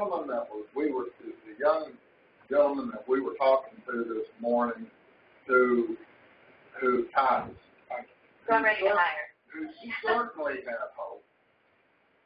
He had more. He had confidence that he knew where he was going and that he was going to get there. And if we think for 1 minute that we can't figure out where we're going, that we can, and that we can get there, we shouldn't be doing this either. So we ought to really figure out what the game plan is, and then figure out how we're going to drive it at least to the point that we're empowered and required by law. All three. We could probably knock a hole in it based on all that legislation. Yeah, I totally agree. And I think that's exactly why I'm looking to you all for help on that, because it's a lot in that charge. And if we're going to be honest with ourselves, what are the things that we can do and do well and really have an impact to get those outcomes, the things that we think we can affect and will affect, and commit to it and do it and work that You know, we got to be strategic. there's a few different things that I'm hearing as well. So, you know, it seems to me, I mean, having worked with elected officials since 1998 is how I think my people sort of getting the sense individually of the office. Some of that is going on, and also there's you know, so there's a couple of different ways here. First of all, personal commitment. Secondly, what can I do as a member of the board? What can I do to be in the schools to make sure that my constituency, that is the congressional districts that you represent, have some idea who you are? And what can the board do as a body? I mean, the law right now allows for extra meetings to be called if the majority of the board decides or the chairman makes the call. Those things can be done. You had a field hearing last year at Tennessee Tech. There's a number of things already authorized in the law. Of course, I think we're going to be able to fix this thing to allow us to meet elsewhere around the state.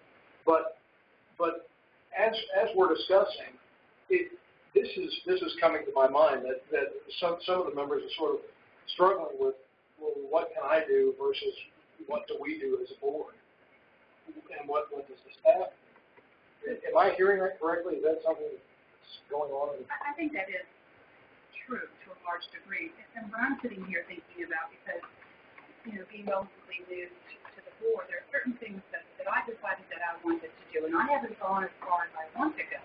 But what I have been doing is meeting with the directors of schools, and I attend their monthly study council sessions, and so that gives me an opportunity to hear what their challenges are, what they're up against. And I'm sitting here thinking that with the support of staff, and if we were to agree that this makes sense for all of us, and maybe it's something that's specific to one or two of us, that we can make this happen. But if we were to do these listening sessions, as Mike has suggested, and I really love that idea, I think we should do them. I don't know that we can get to them as quickly as we need to. And I think that if we could have staff helping us developing a set of questions, preset questions that we would all essentially ask in a listening session that we can facilitate without everyone having to come together. Although we can certainly do some of those, I believe that would be a great opportunity as well. But I would be willing to do them in my district. And I think it would be far better if we had a consistent set of questions so we're all asking the same things, and we can come back with that data in a work session and talk about what policies might need to be made or changed as a result of those sessions. I'm willing to do that individually and collectively, however we can.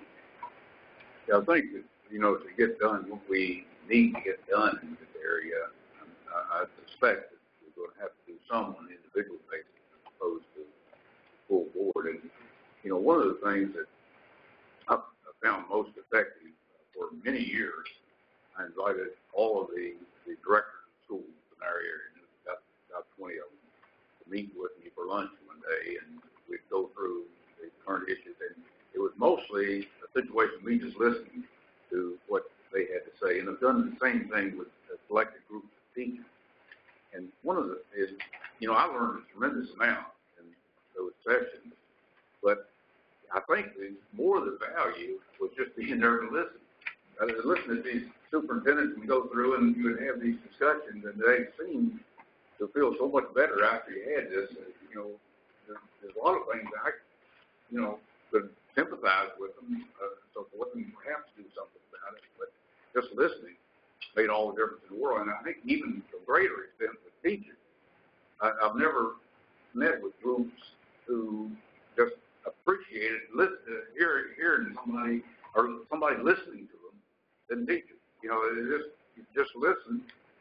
They seem to come away with, you know, just feeling so much better about their situation, whether you've done much about it or not. You know, obviously things there you can do, and you learn some things that are effective. But I think this listening part is very important. I wonder, Cato, if you would talk a little bit. You do this so well. He did this for Nathan and me recently, where we came and he set up sort of an opportunity to listen, and he gave us a whole host of stakeholders from the Memphis area.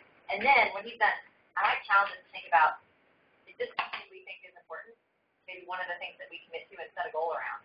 How many teachers, what stakeholder engagement looks like, and then track it. Like, anything you care about, I think we could start to really keep track of how many of these meetings we're having, how many people are reaching, and then that'll be sort of a motivating factor for us as a board to say, like I know the commissioner said she's doing the 10,000 teachers for this. We could decide what our goal is and really start to hold ourselves to sort of these listening sessions. But you want to talk a little bit about what we did in Memphis? That's so great. Yeah, one, let me commend Sarah for spending that type of time and Nathan for coming to Memphis. When I came on the board, one of the things I continue to hear from stakeholders in Memphis, and those of you who spend time in Memphis, you'll know, on a regular basis, I spend time with everybody. If you live in Memphis, I spend time with you. Whether you are political, whether you're community leaders, media. But everybody kept asking the same thing. What does the State Board of Education do? What are you guys? Who are you? How are you different from the Department of Education? I heard that time and time again. So in Surrey County, we put together a group of elected officials, school leaders, both Shelby County and suburban, county commissioners, city council, and business leaders.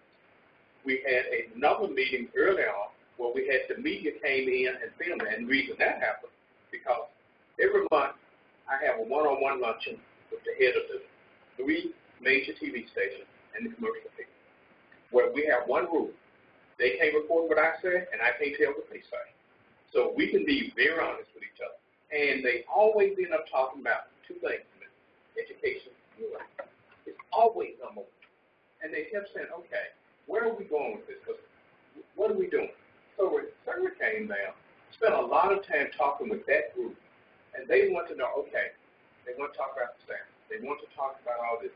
Now, to show you how important this is, in November, I had Speaker Hallwell come. Same thing. I had almost every major business and political leader for lunch. The number one issue was education. They didn't want to talk about economic development, not crime, not anything. So when we did that, then we went to the commercial editorial board. And that was really fun. Because one of those people I have lunch with is the editor of Commercial Field, Louis Grant.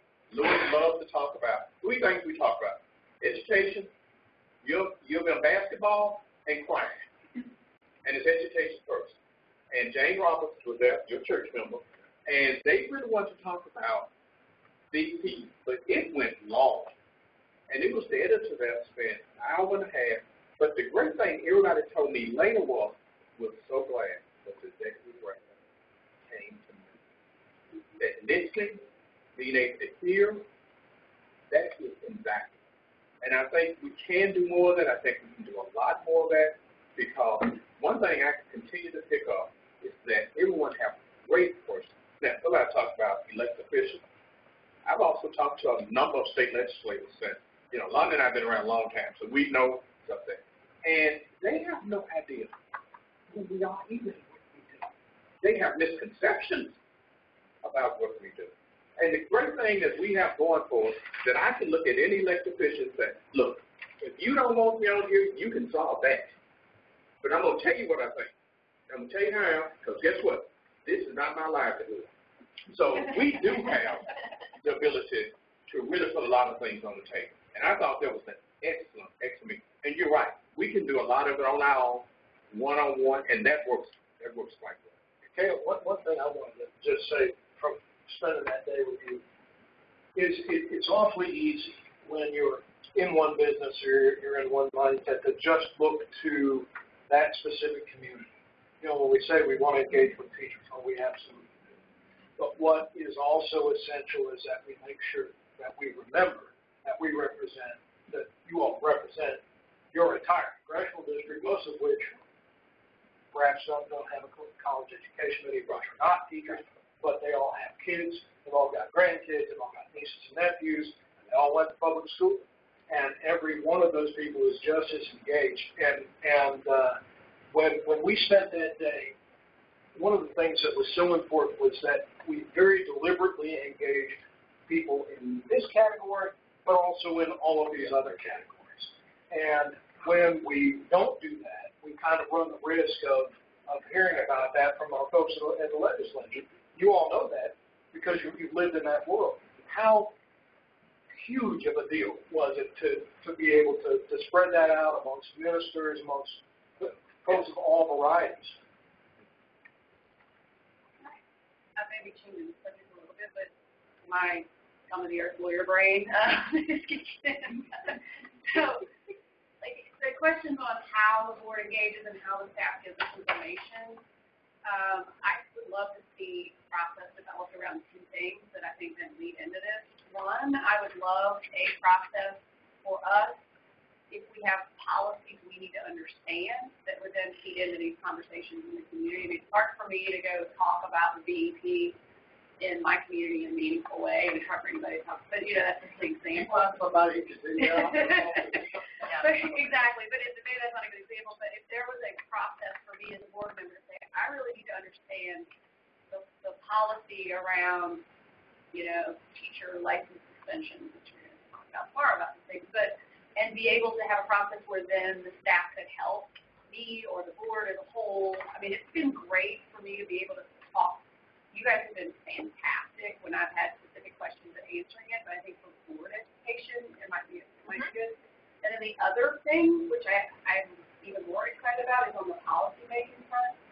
I have a lot of conversations with stakeholders here who are interested in policy changes, and the conversation until recently was always like, can we get somebody to run a bill on this? And like, what would that bill look like? And then I looked at the state board, I looked at the statute last week, and I was like, we don't need a bill on this. Like, actually, the state board has this power. So a process for board members to be able to bring to the board, here's something that we would look at as a potential policy, instead of it always coming from the department. And I don't know that I don't know how that, but if we just knew how, if I had a constituent say, special ed in charter schools, if they'd like to see some governing requirements or whatever, for example, that I could come to the board and say, can we look at that?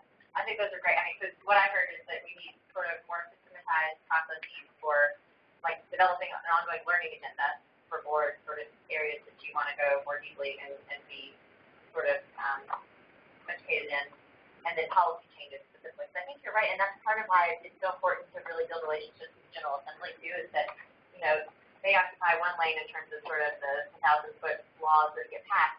There's a whole other atmosphere that we occupy in terms of policy that's nimble, that can be responsive to on-the-ground implementation, and be adjusted, and we've seen that time and time again. I think through the teacher evaluation process, I think I would use that one as an example where, there was a law, and there was a much more robust policy. We started implementing that policy, and I was at the department then by that point. We heard very quickly that there were things about it that needed to be changed, and we were able to come to the board and say, you know what, 4 to 6 observations sounds like a good idea in theory. In practice, that's actually too many. We need to be able, and we did that in November of year 1 because it was a policy that the board. So I think, it seems like 2 things. We need processes and ways to have a more systematized learning agenda that we can develop together. That should inform then what comes to the workshop items in terms of how we then prioritize those issues for that time and additional. And then policy changes too. Because I think we probably all hear that from constituents and others. If this is an issue, or you're meeting with teachers and they raise things that they don't know what the policy is, but as a board member, there's a policy there that probably we need to look at. So have a change agenda. Okay. What else? Starting to hit on some of the things I know I've heard in the one-on-one calls that we've had. Sure. How about the way that information is communicated to you guys? So, whether are you getting all the information you need during workshop presentations, or when we send out a 300-page packet to you all, are you able to navigate it effectively so that you guys have the information you need to make the best decisions possible? That kind of broadly, are we giving you the information you need, and also literally how it's packaged so that you can get through it? You guys have kind of preferences on that, and I think that even includes when you ask a question during a workshop, are we doing a good enough job to get to the answer? Things like that. I think that's a place where we can reset expectations at the meeting. But I'm also thinking about if you're doing listening sessions, are we giving you the research that you need to back up what you're talking about? No, because you're going to be there to answer. Today. He's being adopted. Yeah, I suppose he's got a getting invitation to return. So you guys have been incredibly responsive to me, like, to my individual needs. I guess the question is how we make that, like, how we're communicating. We can't communicate, like, amongst each other on, or, sunshine, whatever that is. Open meetings law, so that how, like, if I have a question about something, how everybody else is notified, not only that that question is out there from my community, but the information for all the other board members, so that if there are similar questions, so that we're sharing knowledge. And I don't know how you coordinate that. I'll give it some thought though, and probably as part of the follow-up to this discussion, float some ideas out there of how we might start to do it, and then see what works. But I think, to me, that's really important because if we think about building out the workshop agendas, for example, I mean, that's a time that's dedicated to ongoing learning, and how those decisions get made about what comes to the workshop should be driven by your interest in the things that we think are going to be most impactful for students. And being really intentional and protective of that time. And we heard teachers today, or I guess the principal, talk about really being protective of instructional time. I'm going to be that principal with that time, and we got to be protective and make sure that we use it on the issues that are impactful and not things that could be addressed other ways. I think when we're live, probably there's a lot that goes unsaid that doesn't need to be said for us because we're already aware of it. We got to also be kind of mindful that there is an audience out there, however big or small, that's watching this, and they could be wondering, what the heck are they talking about? And I just heard the buzzword, and they didn't seem to think anything about it. They just voted yes and willy-nilly. Chairman Lawson makes a comment all the time that yesterday we had a robust conversation at the workshop, which is also, every now and then we need to kind of remember that if there's somebody there watching, they need to have some sense of what the substance of it is. It's a good reminder, and I think that actually makes me think of a couple of other things I was hoping to cover during this time. One is, how do we ensure that on Fridays when you're voting at meetings that the audience for that meeting really does get a sense of the rich discussion that happens the day before? Because we tend to have more media and I think we can work with the media to try to get them to come on Thursdays, but they're pretty limited in their staff and time, and I don't know that we're always going to get them to the workshops. But how do we make sure that at the meeting there's some sense for that audience that day that nods towards the discussion? And Chairman's always great about saying that we've had rich discussions. Are there more things that we should be doing to get a little bit more detail around the discussion? Could we do I'm not trying to drag these meetings out forever, but could we develop a 4 point that was discussed and just a little synopsis that maybe Sarah, even you cover, so that just somebody covered. We had this discussion and we discussed this, a little bit of snip on it, this, and to me, that then will. It's not like we met and don't know what was talked about, but to me, if you start trying to recreate the workshop again, right. you can't do that. So to me, create bullets. Yep. But this is housed online. So if you're interested in bullet number 2, you can go on there and state and see the workshop discussion from the day before. And see it. But to me, I still like the bullet deal. Or you do? Yeah, I don't like it on the one. Yeah. Yeah. No, that's great. We still have. I was willing to volunteer Carolyn as the vice chair, but I would do it. Whatever. Well, you'd have to write it. We'll draw straws, but I like that idea a lot. It could be an agenda item. Right. And it would add maybe a little bit time to the day, but our projects are usually pretty short. It wouldn't add much. Keep it to minimum. Back to your, what you had talked about before we got into the recap of the workshop, and you talked about what was important to have in the workshop. For me, what has been very beneficial is there have been so many things that were very complicated on our end. And to have somebody really go step by step and explain to us so that we felt like, we read it sometimes we're kind of overwhelmed by it. That is, so I think, so we need to choose those things that especially on meetings,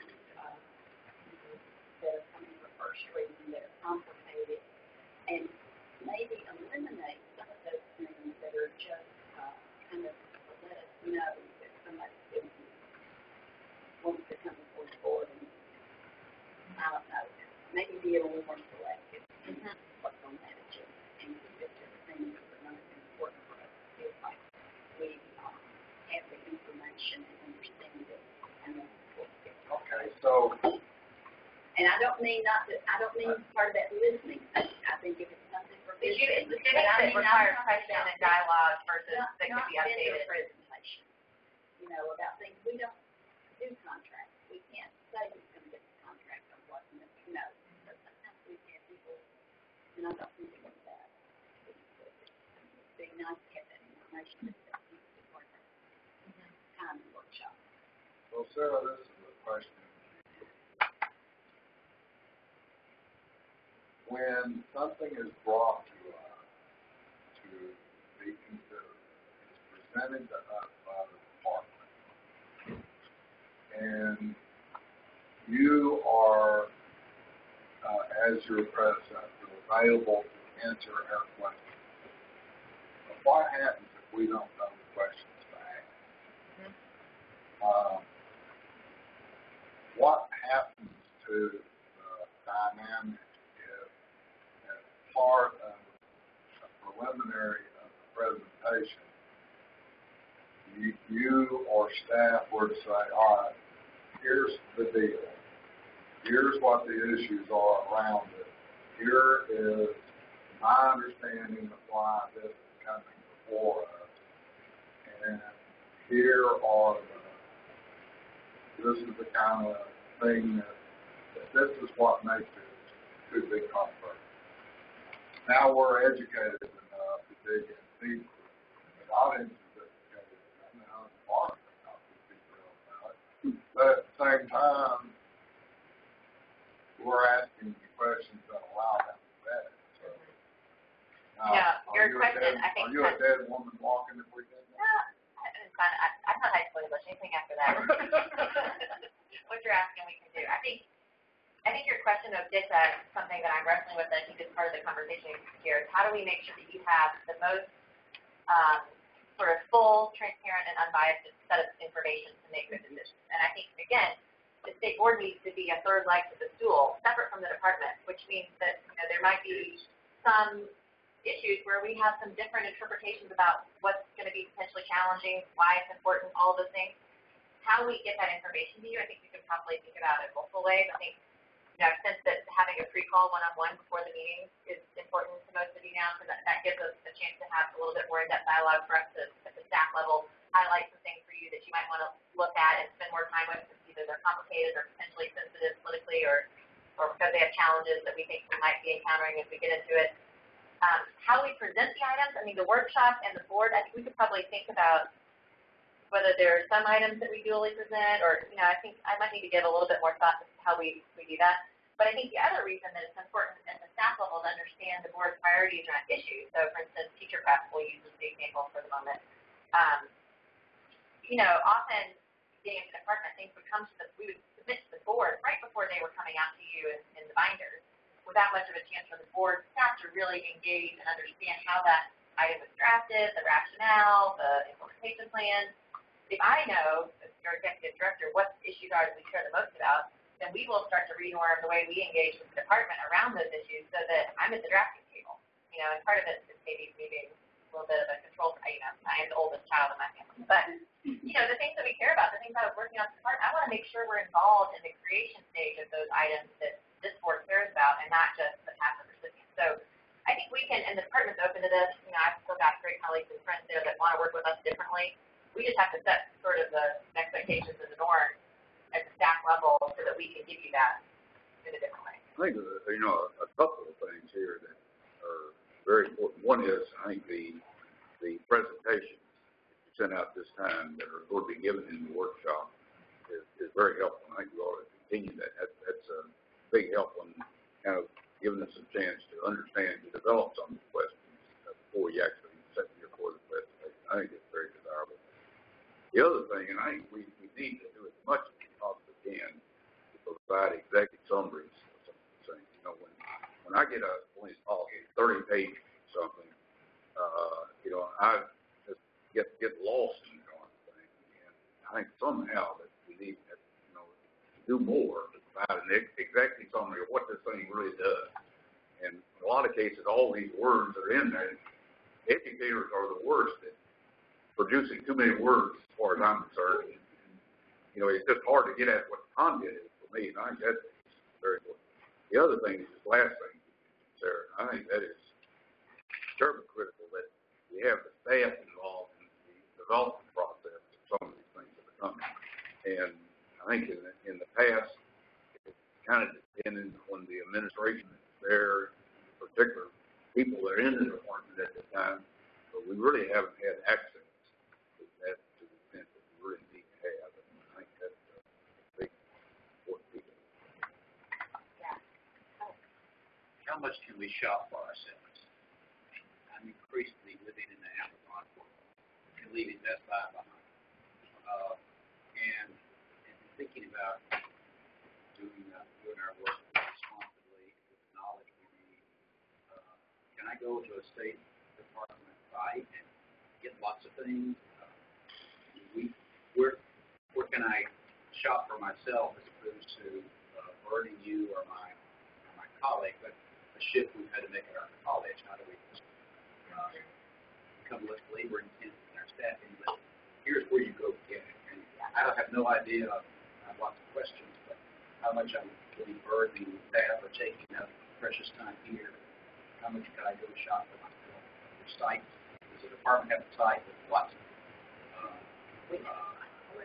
the board site is improving. We're migrating to a new website, which hopefully will make it more easily accessible and policy more transparent in terms of finding what you're looking for. I think that's a great question, and it's helpful to think as a new board member and as a new executive director. I'm sort of thinking like you do, knowing that, you know, I think a lot of that is out there, but how do we make that easy on you all? We could give you a resource guide, you know, like the big topics. Here are the sites, here's the sources of information. If you just wanted to get smarter on the pathways that exist currently on teacher prep in Tennessee and in other states. Because I think part of it is that we have to keep educating ourselves about what this looks like when it's done well, and, you know, sometimes looking in other countries and other states for examples of some of these things. But I think we could put something together that's more of a resource guide that would help you sort of self-learn too. I want to piggyback on what Mike said. I think the independence of a board and being able to vet issues that come before is of paramount importance. That came up at the meeting with that story board. It has come up time and time again. How strongly do you guys as a board, you ladies and gentlemen, vet issues that come to you from the Department of Education? I've heard this much as I've heard everything. And if you are independent, you need to act like you're independent and truly vet. And you're right. If you don't know what to ask sometimes, how can you vet? Right. And again, I just keep looking at you all to tell me. I mean, I think there are a lot. You heard the charge. We're going to continue to hear policy across a whole breadth of issues. You know, getting some guidance about what are the issues we care the most about as a board, so we can make sure you really. I mean, you're going to need to get up to speed on all of them, but where do we go deeper? And that's sort of a fluid, ongoing conversation, probably. But and let's be clear. I mean, the folks elected to the General Assembly are watching us, and they are expecting to see that. And that gets back to this point of what we say during the meetings, you know, and as we refer to the day before, okay, they're interested in seeing the questions asked. I know I get that all the time, you know, and so exactly what Kato was talking about. How independent is the board? Do they ask the hard questions? Do they do what the department tells them? What, you know, they're always looking for examples of the tension that they believe ought to be inherent. And I just want to echo what Sarah was saying about us the staff getting involved on the front end in the policy-making process of the department. It's something that I've been super passionate about since I first started and realized that we were kind of being cut out of that process in the beginning. And I think that is so important, and I want y'all to know that that's something that we're definitely going to change. And at the same time, as far as getting to know what you all's priorities are, so that when we do get policies and rule changes brought to us by the department, that we can say, I think I have that background knowledge to know, I think that's something the board might have a problem with, or I think that's something that the board would probably support, so that when we are at that table, we're making educated decisions about what we might want to change and things like that. So making sure that y'all, not only that we're communicating with you all, but that you're communicating with us as far as what you're passionate about. And that may be a good place to talk a little bit about the first or the second reading. Sure. And then we're going to wrap up. So I talked with y'all, I think I was on most of your individual one-on-one calls, and this is more of a process conversation, but our board meeting policy currently, which is going to be up for first reading at the board meeting, we're going to be making a couple of changes, but I noticed in reading through the policy the first time that there were some things that it seemed like the board wasn't necessarily doing that was currently in our board meeting policy. And the biggest thing that jumped out to me was that our current policy says that changes to current policies are one reading items. So they would always be on first and final reading. And that changes, or not changes, but new board policies would be two reading items. So in looking through old agendas and just experiencing the past couple board meetings, every single policy, whether it be a new policy or a policy change, is on two readings every time.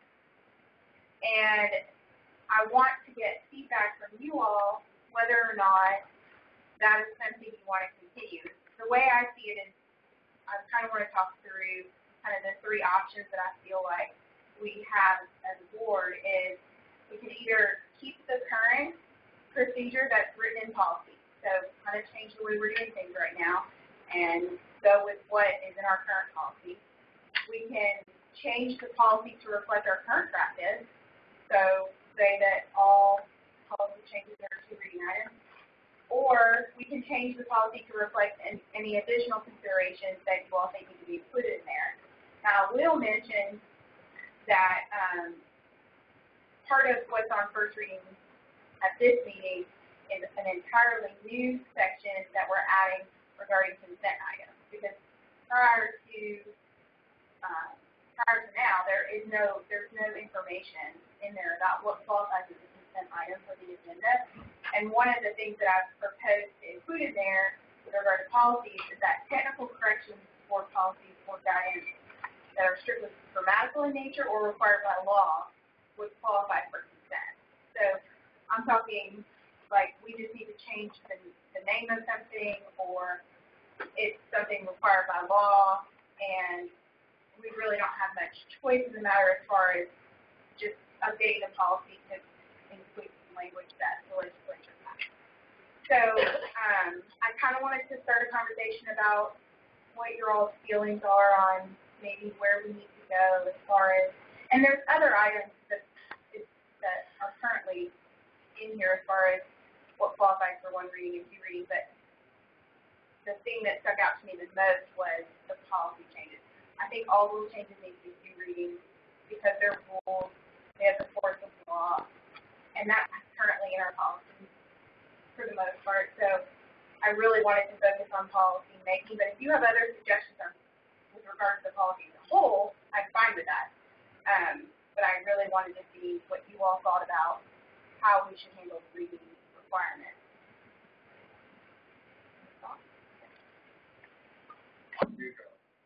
Well, my initial reaction would be, for those items that we can do in one reading, I would suggest that we do them. To me, they're usually not things that are a problem or an issue that we're looking at, and to me, that saves time, which in turn gives you the ability to deal with issues that need more time, which is the best use of everybody's time. For me, my opinion, in doing that, I still think we've got to keep the two readings for the other things. I see no reason not to go to one reading for those things that was discussed. Okay, so our current policy says that changes to current policy would be one reading. That sounds to me like you're saying that's something you would be comfortable with. I would. Well,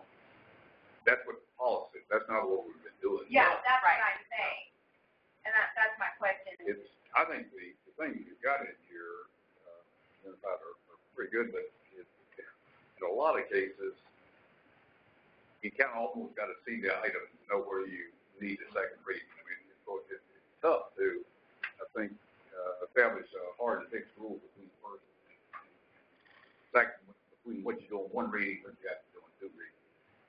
And it's almost look at that individual thing and say, okay, is this something that we really need to have out there input on, or is it something we don't need to have out there?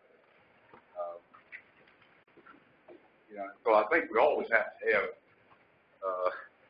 the option in here of deviating from whatever we say on the paper about first and second reading. Well, don't you think we could word that in such a way that if the board determines that we want this to be read a second time, we could do it, and that way it gives us flexibility? Does that not give us the ability to do that? Yeah. Well,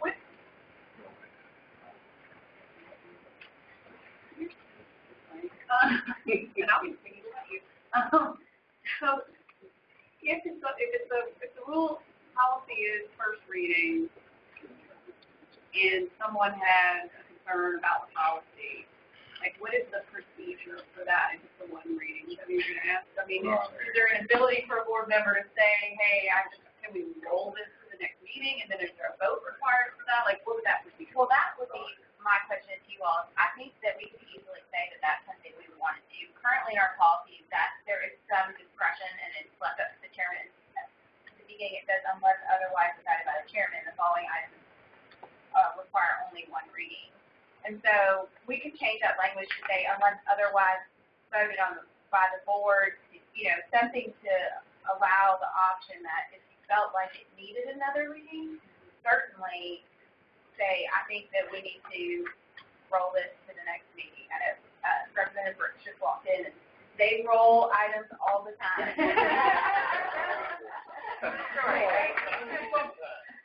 stars are not aligned, we'll roll. Of course, they make the next week, not the next quarter. Right. So, here's, I'm going to argue about that 3:00, but here's the reason for a second reading is you can have a existing policy, and make a minor, what appears to be a minor, or a significant change, and that becomes a new policy. You can add a comment and totally change don't ask me for an example, but you can totally change and the reason you have second reading is for the people, the public, particularly those who are going to be impacted by that policy, to have an opportunity to get notice of that change and to be able to have time to comment on it for our benefit before we put the stake in the ground on it for the final time. The thing that I would see is a stretch, and we would have to figure out a way to have maybe a super majority or something to waive it if it's administrative only. In other words, it does not get to the substance of the policy, but it is every Thursday as opposed to Wednesday afternoon. Something that is not going to be impactful. Two, that is on an emergency basis. Other than that, we're going to get, I'm afraid, into slippery slope trying to decide subjectively what is innocuous and what is substantive. I think this. And I think that I think we've basically been trying to do about what Mike said now. How effectively we're doing that. But that's basically going to be in the intent of what we're trying to do, putting things on. And it's really kind of been the exception where we decided to go only one reading. Kind of the standard practice has been two readings. If we've got something that comes along that's kind of like you said, administrative in nature, name change or something else, it's not going to have an impact when we decide to go in one reading. Or have handled some emergency situations where we gotta, we can't wait until the next meeting and we are sacrificing the additional feedback for needing to get it done. I think like the accountability list and the salary schedule each year, the things that are time sensitive that have to be sort of. Yeah, they, Well, how does she work the policy? What my question is, when we do something on first reading, how much time does it take, 6 minutes to go up on our website so that anybody else in the state knows what we've done?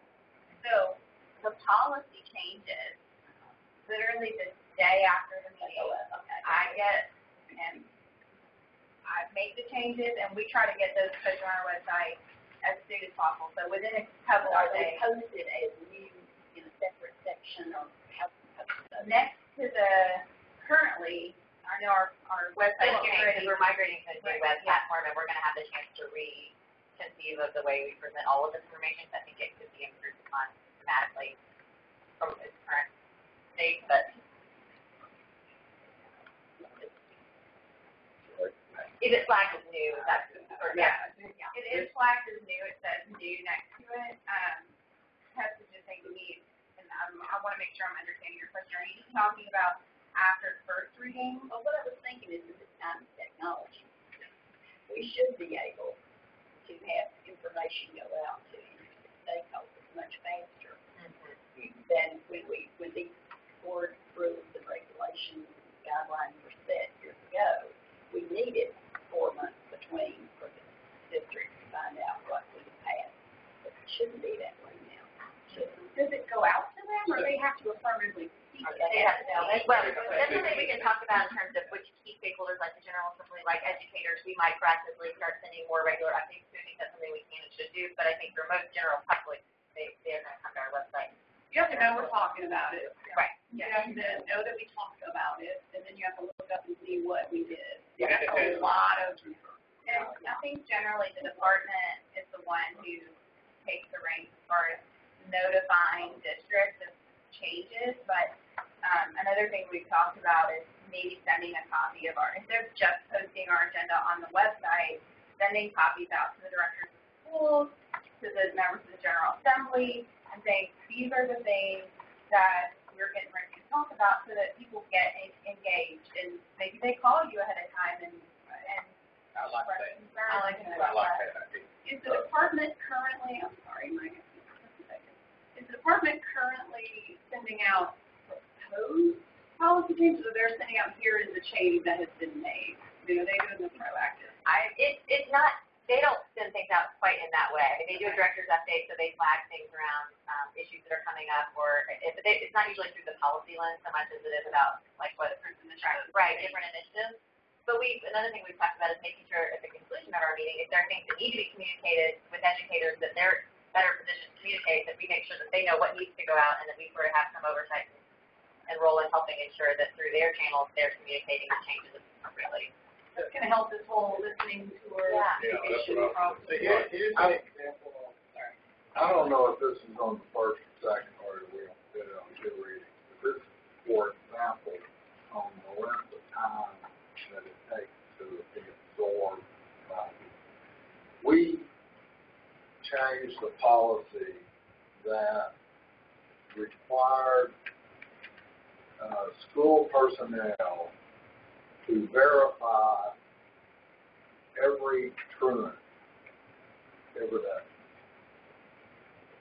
And it had to have been on 2 weeks. Because about 2 months after we did that, apparently it started seeping into their consciousness. I started getting calls, and I said, really? You know, son, you sure is right. And then they started explaining all of the things that they basically were going to have to all become truant officers to do, because they wanted enough personnel to go run down all these folks, and we ended up not doing it on second reading. But it did take a while. It was not being, in this case, it wasn't being solved by the central office. It got picked up by 3 principals who hit the firewall. So right, I hate to wrap us up, but we are at time, and our guest person Brooks has joined us. Thank you for coming out. Let me start what you're doing. Well, we're at our sort of wrap up, and I think what we could do, a couple different thoughts here. We don't have our workshop starting until 1, and I think lunch is probably about ready. But I'd love to go around real quickly before we break for lunch and just introduce yourself, tell representatives what district you're from, and maybe just real briefly, what compelled you to join this board? I'm interested to know the answer to that myself. And first, let me thank you for a great discussion. I think we accomplished a lot of what I was hoping to accomplish this morning. We just see Representative. We started by visiting 2 charter schools. We went to see Brick Church, which is a conversion school right down the street that Lee's Charter Network is running, and then Republic Charter down the road, which is sort of a no-excuse model that just started this year. And so we started with some really great visits. We debriefed on those visits in terms of how it grounds us in the reality of what happens in our classrooms across the state and what our role is as a board. Talk more specifically about the statutory charge and what our role is and what that should lead us to do differently in terms of how we think about our work and how the staff supports our board members and how they think about really engaging their community. So we're thrilled to have you here. I think we see the General Assembly as one of our key partners in this work. We have to do this together. We have to be in constant communication. So we're so glad you're here with us today for lunch, knowing that it's a busy time over there. Dr. Trump, you're our newest member. You want to start? Well, trial by fire? The old saying, when you're invited to make a speech, you always ask yourself 2 questions. Why was I asked to, and why did I accept? That is always interesting. I guess, too, though, Cato appreciates in the community where I live and serve. Nothing transcends the importance of education and hope for progress for our city, for our community. And just on a very personal note, my own autobiography, I think of I was the first male in my family to ever graduate high school. And Ms. Rainey was part of the spot, my 5th grade teacher. And I think of how blessed it was to come out of a small, poor community and have really a good school education. And I'm very grateful for that. 2 reasons I think. We say thank you for sure. I'm Wendy Tucker. I'm from the 7th Congressional District, and I was formerly your dean as teacher advisor. And so I agreed to serve. I'm a first-generation college graduate, first in my family to graduate from college, and Mr. Schultz and Ms. Martin were the 2 people who pushed, and my mother pushed me to do that. So that was one reason. Another reason is I spent a decade as a public defender here in Nashville, and I saw the potential that is not on in our city here. And the third reason is that I have a 12-year-old with a significant disability, and we exercise choice by moving to Lee County to get her the education that's appropriate for her, and I feel very passionate about families that don't have my resources having quality choice. So, Harry and I have known each other 35 years. We're both from the 52nd Congressional District, which I think we basically stayed out all the time.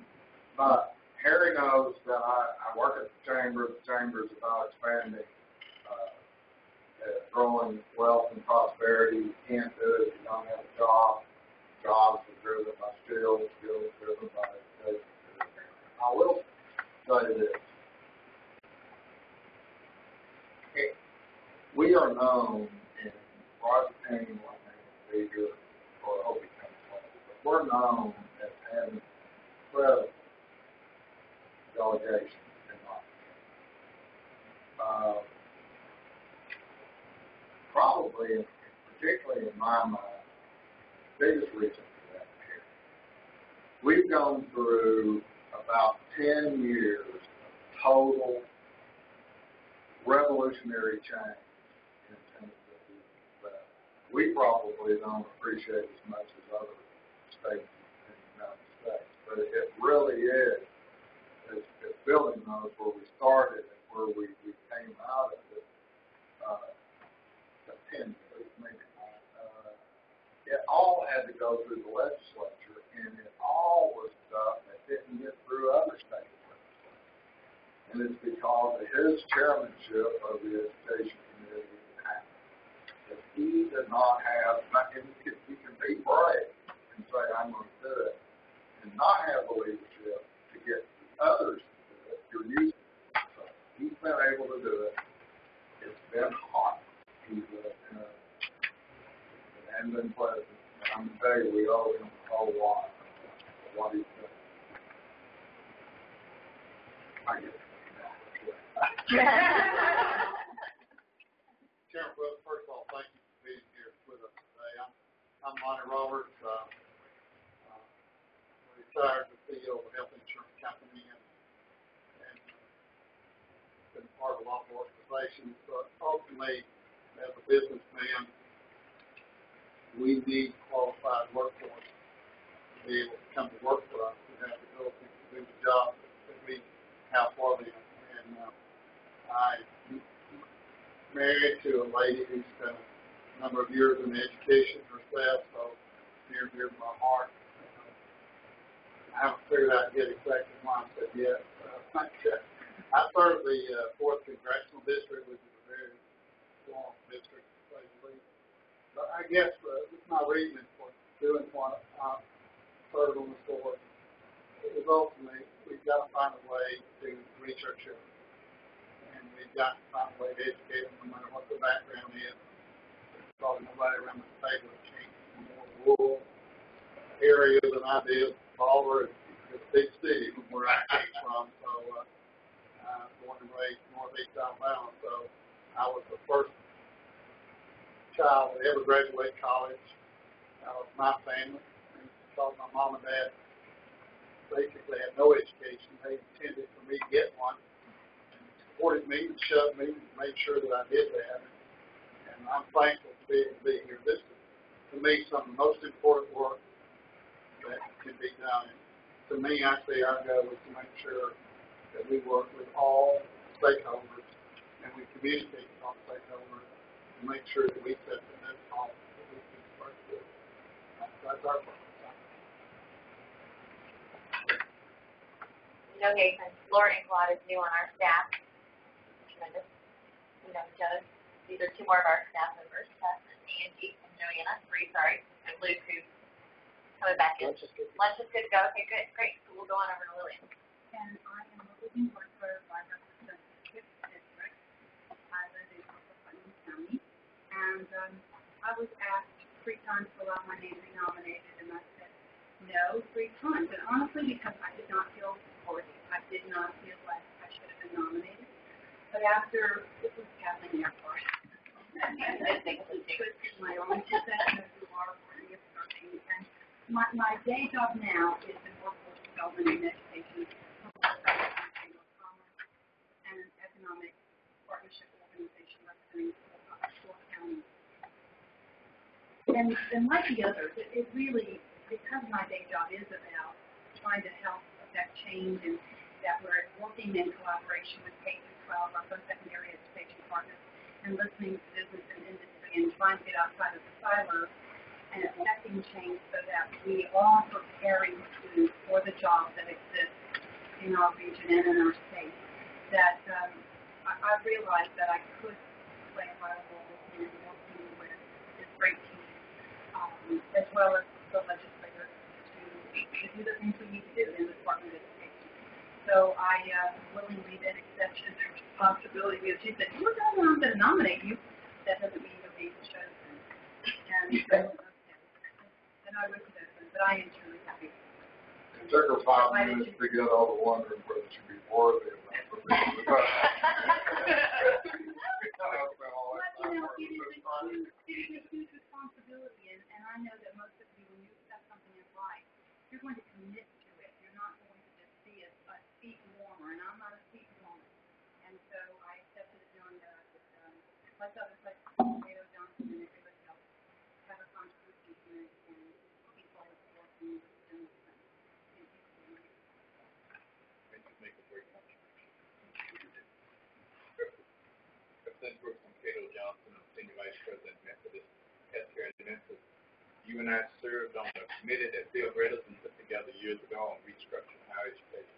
That's the first name. Bill said it best. I was the first to graduate from my family in a very impoverished neighborhood. But I come from a community where we're third from the bottom and third capita income. 26% of our citizens qualify for food stamps. 82% of our kids qualify for free and reduced lunch programs. We can debate the issue of race. We can debate the issue of crime. We can debate it, but there is nothing that gives greater hope than a great education. And some of us are privileged to have that. And outside of my faith, nothing has been more important to me than being able to have a great education and a state. And before this, I served as chairman of the Tennessee Higher Education Commission, which was a great audit. This is a great group. I love working with them, and I think we do great work. I'm Fielding Ralston, Kingsport. Realistically, the reason I accepted this board is my boss told me he needed to have me on this board. So, but this was Eastman Chemical. Roy Reed was the CEO. And I spent a lot of time, various functions with Eastman Chemical, but spent a lot of time hiring people, human resources worldwide, and recognize the challenges that we were having in finding people who needed to work for us, and how they compared or didn't compare to what we were seeing worldwide. So that was a strong incentive for me to get involved in work. Also, I've got 6 grandchildren that are all in K-12 education right now, so I'm very interested.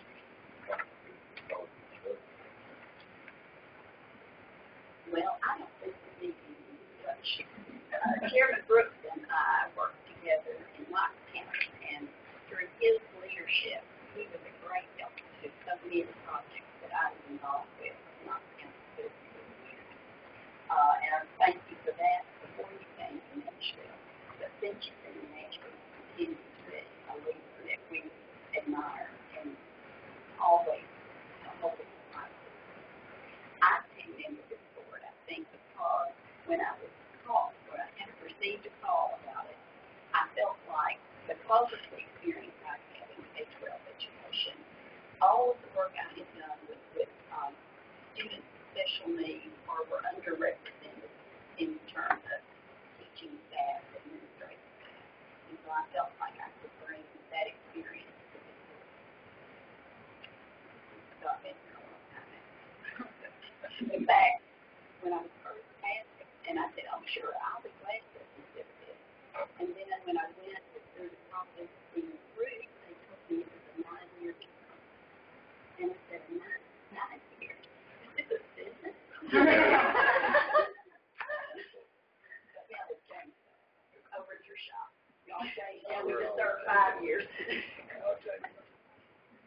Thanks for being here. I'm Harry Brooks. I represent Knox County, and I have many years of working with folks and in other capacities one way or another. But I've enjoyed being in the legislature. It is depends on the weather. Some days it's very sunny. Some days a huge tornado comes through. But I guess the raised value to me is that I've been here 12 years, and I'm beginning to see results. I mean, it was a long, dry period for a good number of years. We're seeing improvements in all sectors, not just one, but every group, every subgroup. We're seeing some level of improvement. And I agree with the philosophy that every child can learn. There's an environment that makes it much harder for some kids than others. When I was growing up, my dad was a career educator, teacher in the schools there locally. My mom was a kindergarten teacher prior to having 3 kids, and then she retired from that. Worked on 3 kids. But when I was in school, the attitude in my high school, I went to Maryville High School, my attitude there as well as at home was not if you're going to go to post-secondary. The question was where and what. And I think a lot of kids are now beginning to have that opportunity because they see that they have the academic skills, whether it's through career technical, whether it's through prep for MIT, that they can do it. And every time we attitudinally create that environment in a child, And we created an environment that's going to help business, community, economy. And if you look at all the research all across the world, good economies are based on effective educational systems. It is not guesswork. That is the most direct one-on-one relationship to building a good economy. It's good education. And that is it. When you think about Estonian Poland, they have just recently, in your mind, my mind since I'm old, just gotten out of control of the Soviet Union. They are now in the top 10 in the world. Now think about it. How long have they been around? They started from scratch.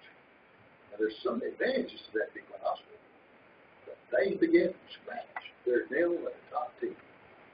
And you go look at their economy, it has taken off. Whether you like or dislike, you go to the city-states that are in existence in Singapore and Shanghai, and those folks are just taking off. Their economies are just going through the ceiling. And it's just the way it is. And Tennessee will have a direct benefit in our economic development as a result of good education. But I'm so pleased to see results.